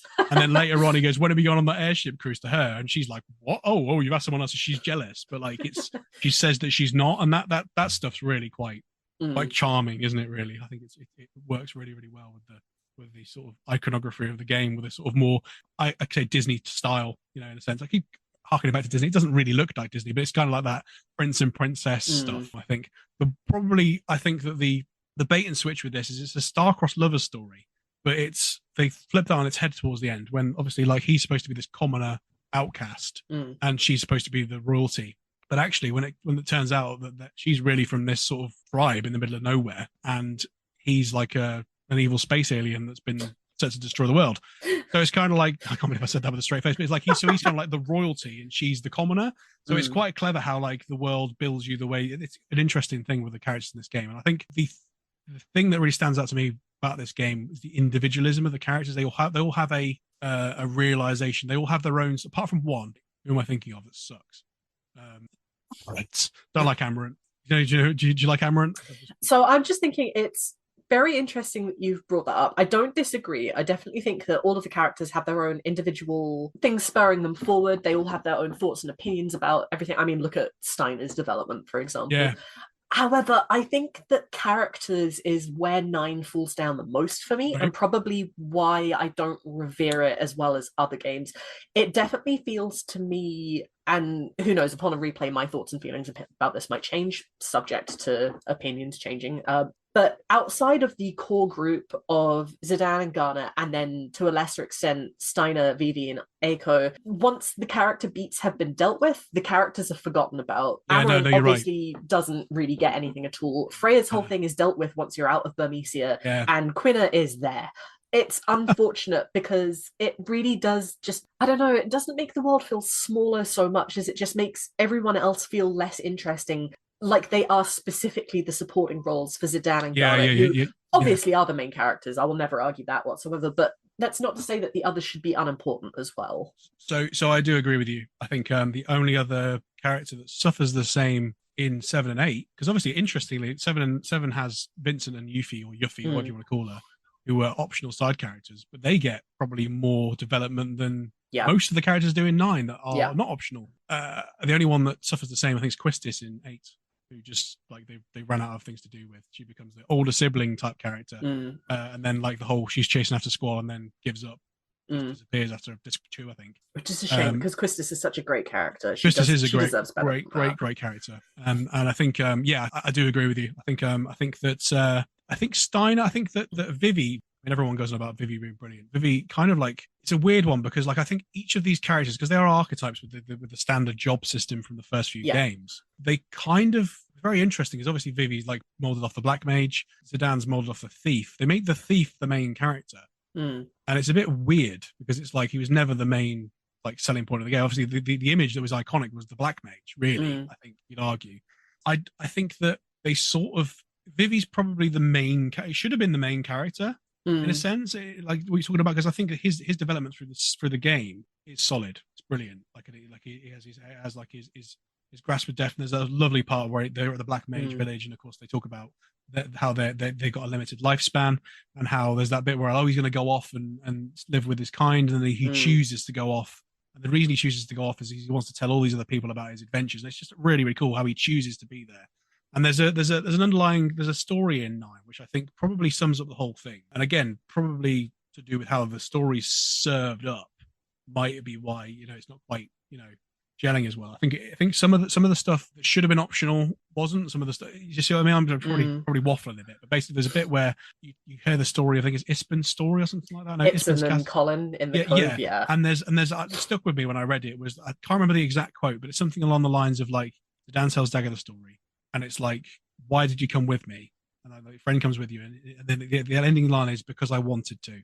Mm, And I think that's the whole theme of Final Fantasy IX is mm, that you have a choice to go along, because it's the thing about like how you're born and how you end up choosing to live your life. And I think that's the theme, which I think probably made it resonate with a lot of people, because that came out in 2000, for God's sake. That's very, very like modern.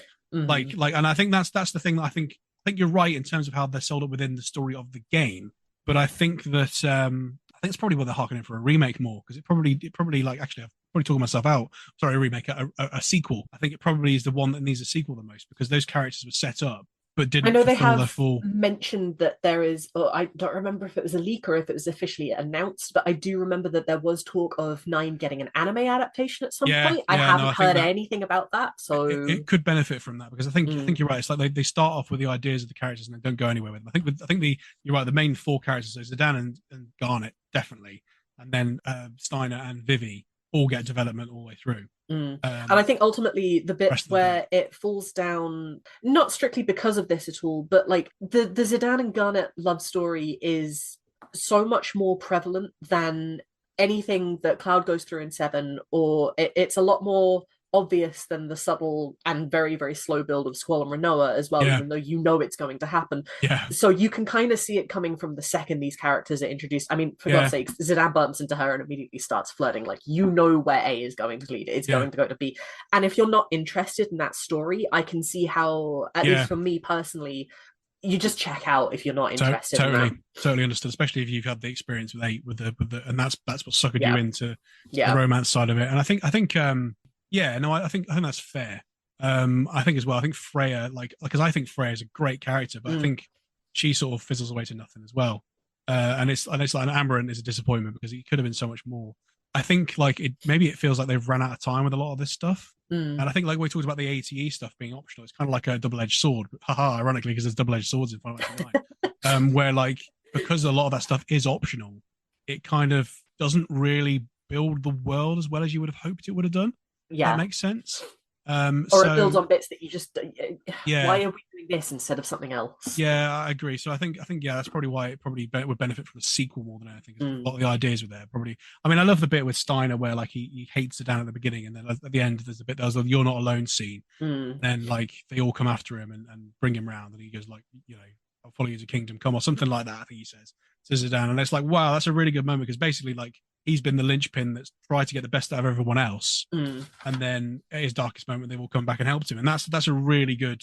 I think that's a good sort of angle on friendship. I think that there, but Yeah. you're right. It does center around him and Dagger mainly.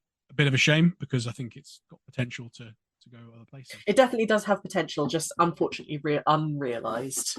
Yeah, which makes you want more though. So, all right, well that's the summary on the three games. I guess I might be putting you on the spot here, but I've got to sort of summarize. I mean, what are we saying here? We think what do you think is the best of the three then? Just to, I've been thinking about this since you originally posed the question, these topics to me, and that's been 2 weeks, and I've been agonizing over it, honestly.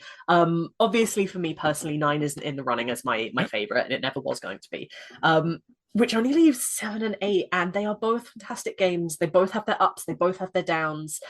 I think for me personally, seven is the better game because of how formative it was for me and how much that I've gotten out of it over the years, how much that I enjoy it now. Not to say that, 8 and other games don't have exactly that same honor as well. However, I think 8 is the better game overall.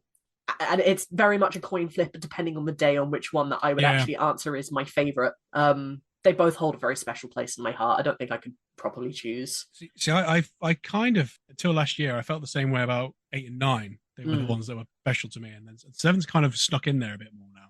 And objectively, because I've got, because I mean, obviously I've got history with it. I'm not like I didn't love it as a kid, but like I've not got the same. I certainly don't feel like I have the same thing. So I think I'm being less biased when I say I think it's fantastic. And I've made the point that I think between the 3 games, there's a perfect game there. But I kind of agree in a sense. I think that it's difficult because I think like nine is an experience. If you just look at the game, it's a simple game. It's really easy to get into, and it's probably the most accessible. So I'd argue that's the best. But I then argue that I think 8 takes the most risks and is probably the most enjoyable game as well with the story and how it tells a story. But I think that 7 is the bigger thing. But then again, a lot of that might be influenced by the wider world of 7. So it's difficult for me. I'd say, but I think I don't think you can discount the rest of the compilation though, as shit as some parts of it are, and as non-existent as some parts of it are. If you're a Western fan, please, Square Enix, I'm begging you to bring Before Crisis to us, please. But you cannot deny the cultural impact that 7 had on the world in a way that 8 and 9 just did not. Yeah, exactly. That's the probably where the point you made before about people saying it's underrated came from. But I think I would say that 8's probably the of the 3 games is the best game in my opinion, which is biased by the fact it's the most important to me. But yeah, there's no denying 7's the greatest one. And I think that makes 9 out of the 3. That makes 9 the weakest, annoyingly, because it's probably the easiest for me to pick up and play. Like I think it's like one of those things where it's like say you got a favorite film or a favorite book or something like that. But also you got something that's like a comfort thing that's not a favorite. But that's the thing, though. At the end of the day, digest. Yeah, at the end of the day, your favorite thing doesn't have to be the most profound thing in the world. It's perfectly acceptable to just enjoy something for the sake of hell. I've got a novelization of the screenplay of the Alien film that I have. This is now my second copy of the book because the first one I read so much it tore in half, and the second one is well on its way to doing exactly the same thing. It's not the highest literature in the world, but it's still very, very loved. 9 doesn't have to be anything other than very well loved just because it's not top of the game in every regard. It's still important. It's interesting because earlier on in the call we referenced the Terminator films. You got Terminator 1, Terminator 2, which are considered the best ones. And I like Terminator Genesis, and everyone slagged it off at the time. But like I said before, if you view it as a parody, it's a good time. It's very meta. It's very, it's written by a Terminator fan taking the piss, effectively. It's not got the serious tone the other two have got.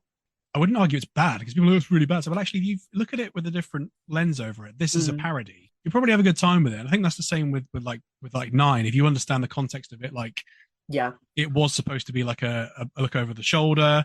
Once you know all that, I think it's probably easier to critically look at. That makes sense. I will say as well, the same friend that knew nothing about 7 going in is actually currently playing FF9 for the first time and is loving it. So yeah, I mean, there's no denying it's a good product. I think it's bad. It's warm, it's cute. There's what's not to like, really. And the soundtrack is fantastic. I cannot deny that. Like okay, right. Well, Amaranth accepting.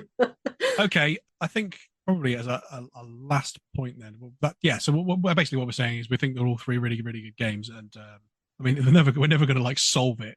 Someone's going to disagree with us, but I think that between the 3 of them, there's a perfect game there. I think if they were to do they were talking about this on the back page at some point in their history about how it would be great if Square Enix were to go in the direction of a PS1 style Final Fantasy game on modern hardware, so like a fixed background potentially type game in the style of these 3 games, because I reckon that there's more in the tank. I reckon there could have been a 4th entry which perfected it, if that makes sense. Yeah because it uses elements of all 3. It doesn't go for a blockbuster modern day, because they've gone with 16. Obviously they've gone for the more Devil May Cry-esque combat, which I like those type that like the combat. But there's the argument people are like, we want it to be the turn-based like it was before. I think there's a market for doing a PS1 style game, but not like a nostalgia trip done in really a whole fresh one.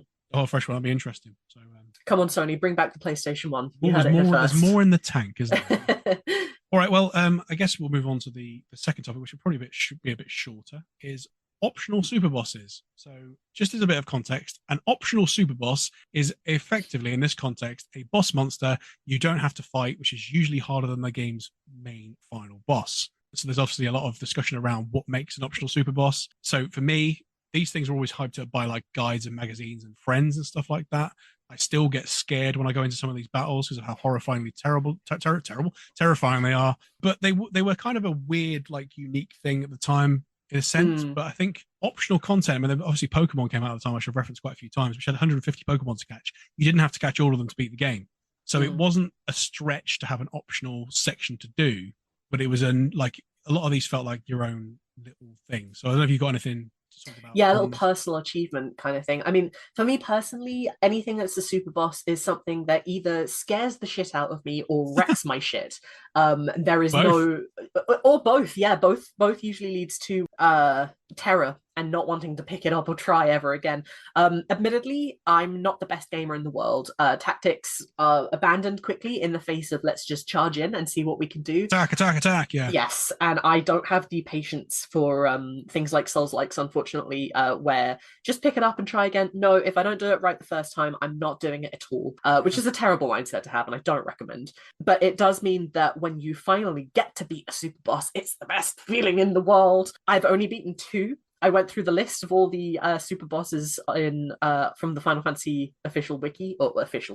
Of them, 2 are ones that I have beaten, and they would be Minerva from Crisis Core and Emerald Weapon. I was so pleased when I beat Emerald Weapon. I took a screenshot of it. Just sort of swooping in, defining these a bit better, because it's tricky. Because I've looked through the wiki as well, and there's a there are some optional encounters in some of these games that are harder than most bosses in the game. There's the Yans from Final Fantasy IX, which can snort your party members out of the way and they cast comment on you. They're a nightmare.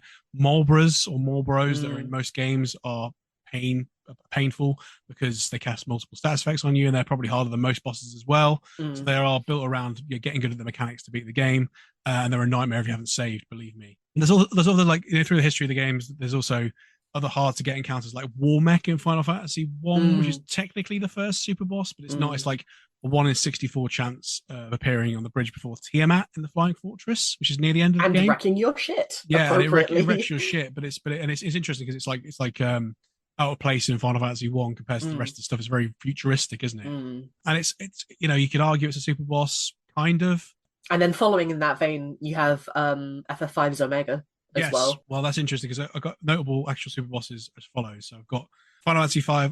I stopped before 13 here because my knowledge teeters off with the things there. And I think actually a lot of that, like, because you've got 3 games in the 13 series, and then obviously 15 with DLC, and then the online games have lots of optional stuff you can do. So it's probably more difficult to define what's optional and what's super boss in those games, I guess. I can speak for 14 at the very least, in that there is several different tiers of difficulty of battle that you can do. You have your normal difficulties, sometimes occasionally a hard difficulty, which obviously harder. You have extreme, which is slightly more harder.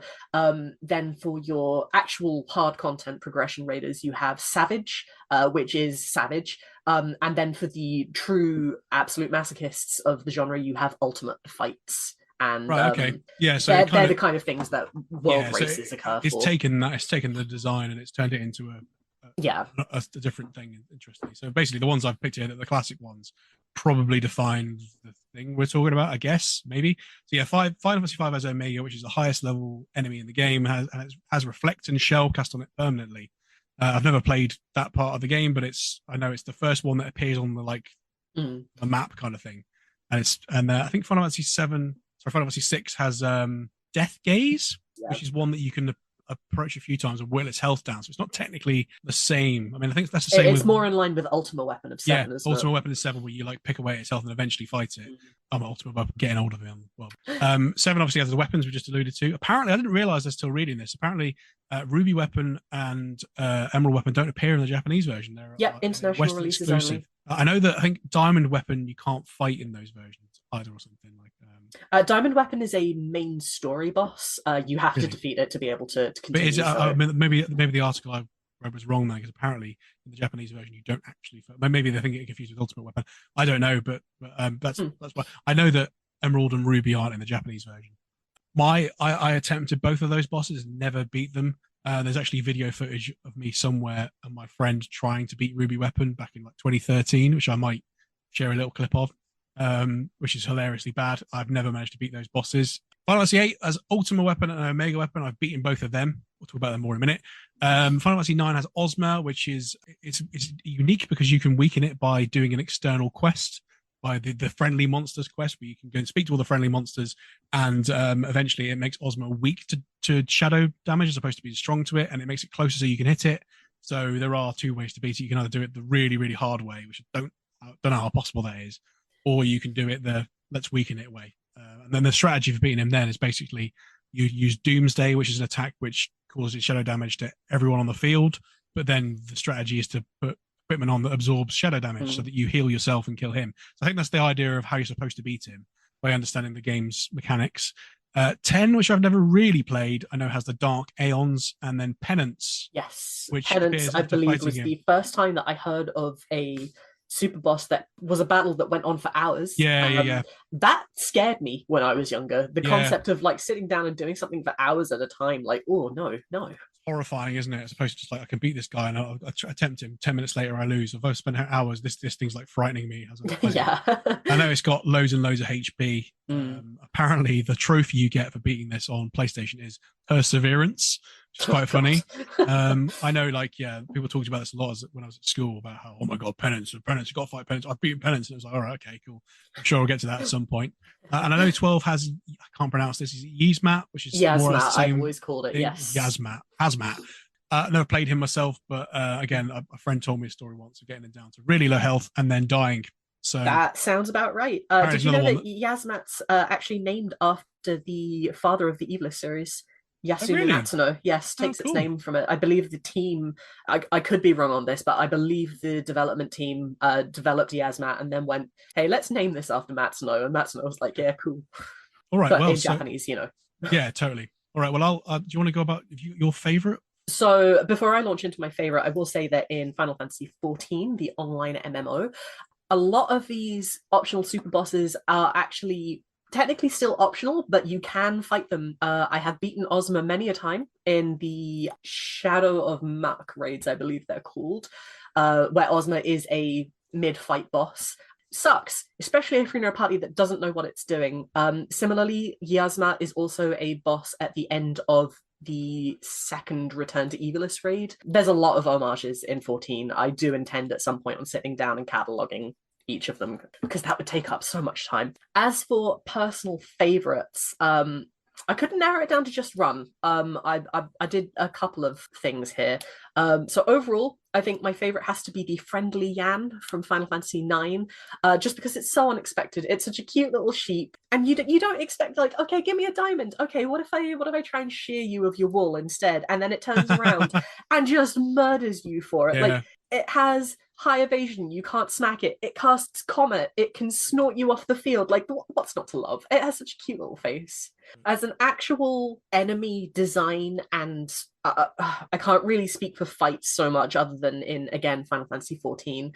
I really like the design of Omega. I like that every iteration of it has built up on it so that it still looks iconic, and yet it gets more and more terrifying every time you see it. I think it's a wonderful design. And again, the story that it's given in 14 got me right in the heart. Highly recommend. As for a personal favorite story, how much do you know about Final Fantasy XI? Not very much at all. So again, this is a game that I've never played, but this is this story that I have been reading for years and years and has been tickling me for years and years. There are essentially high-level monsters known as notorious monsters in Final Fantasy XI. They've got more health, they're stronger, etc.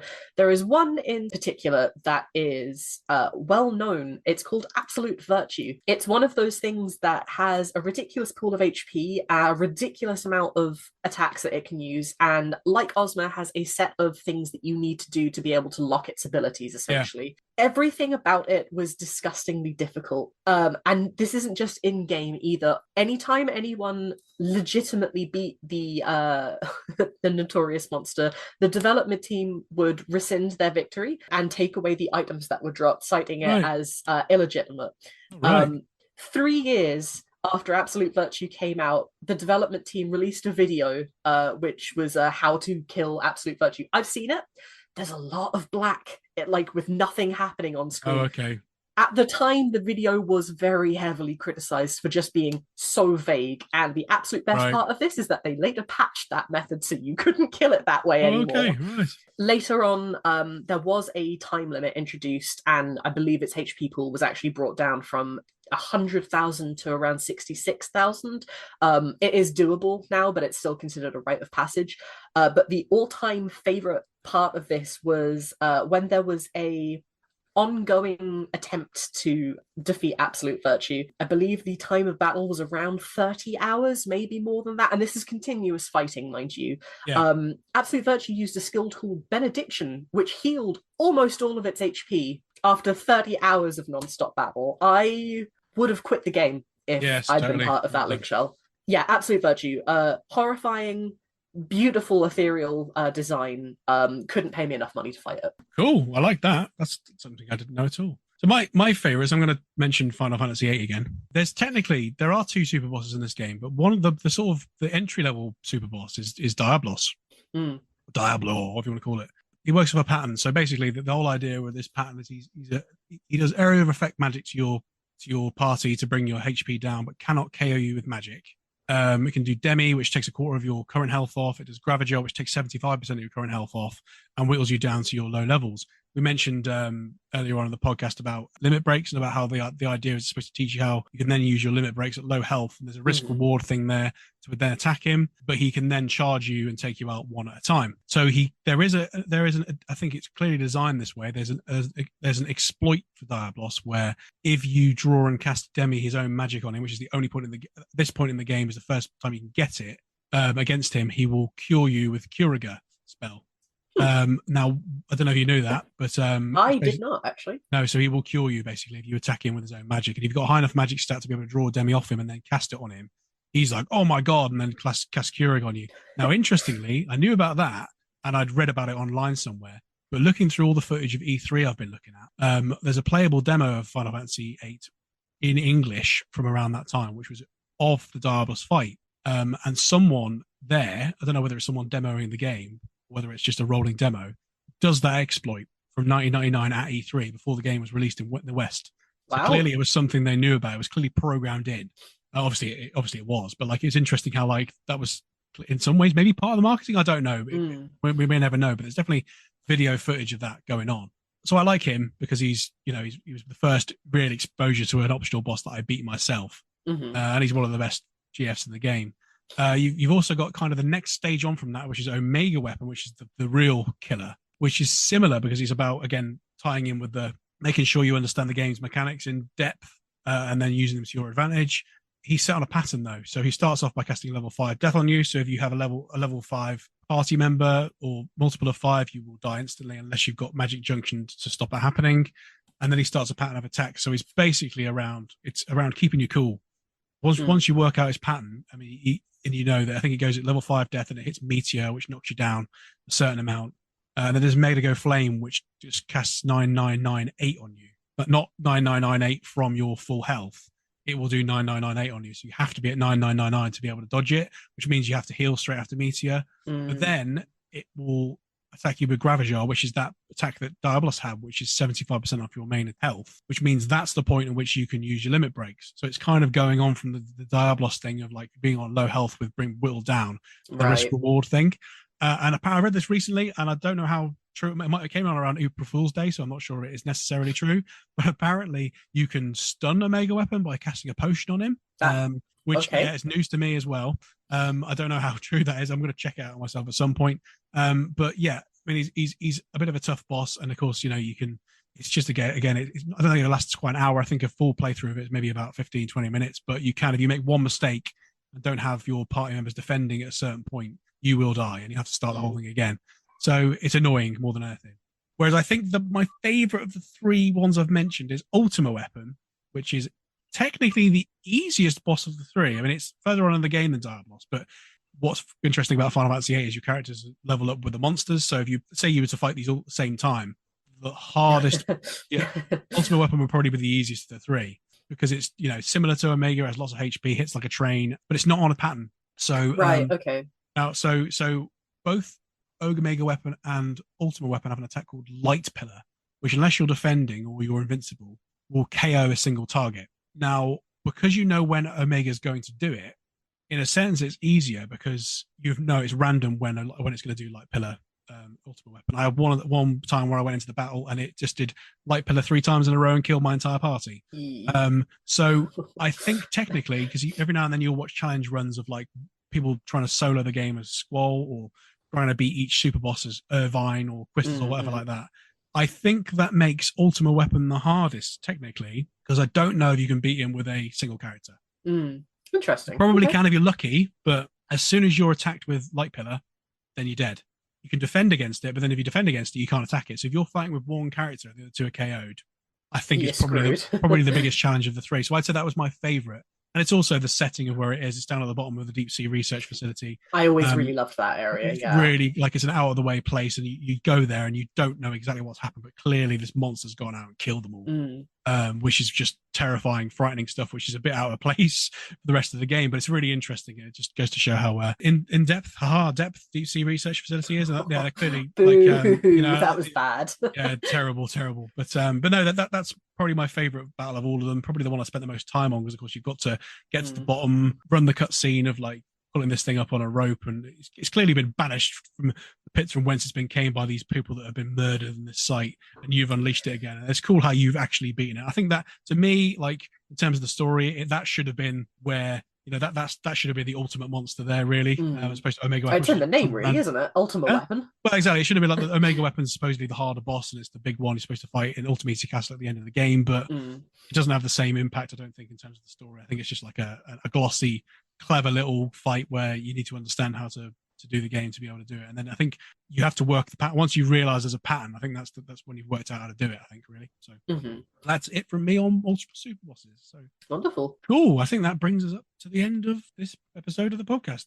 So we'll say bye-bye. You can find me on Twitter, which I refuse to call X, at Jack Mullen8, and on this podcast is EXP Required on YouTube and hopefully Spotify at some point.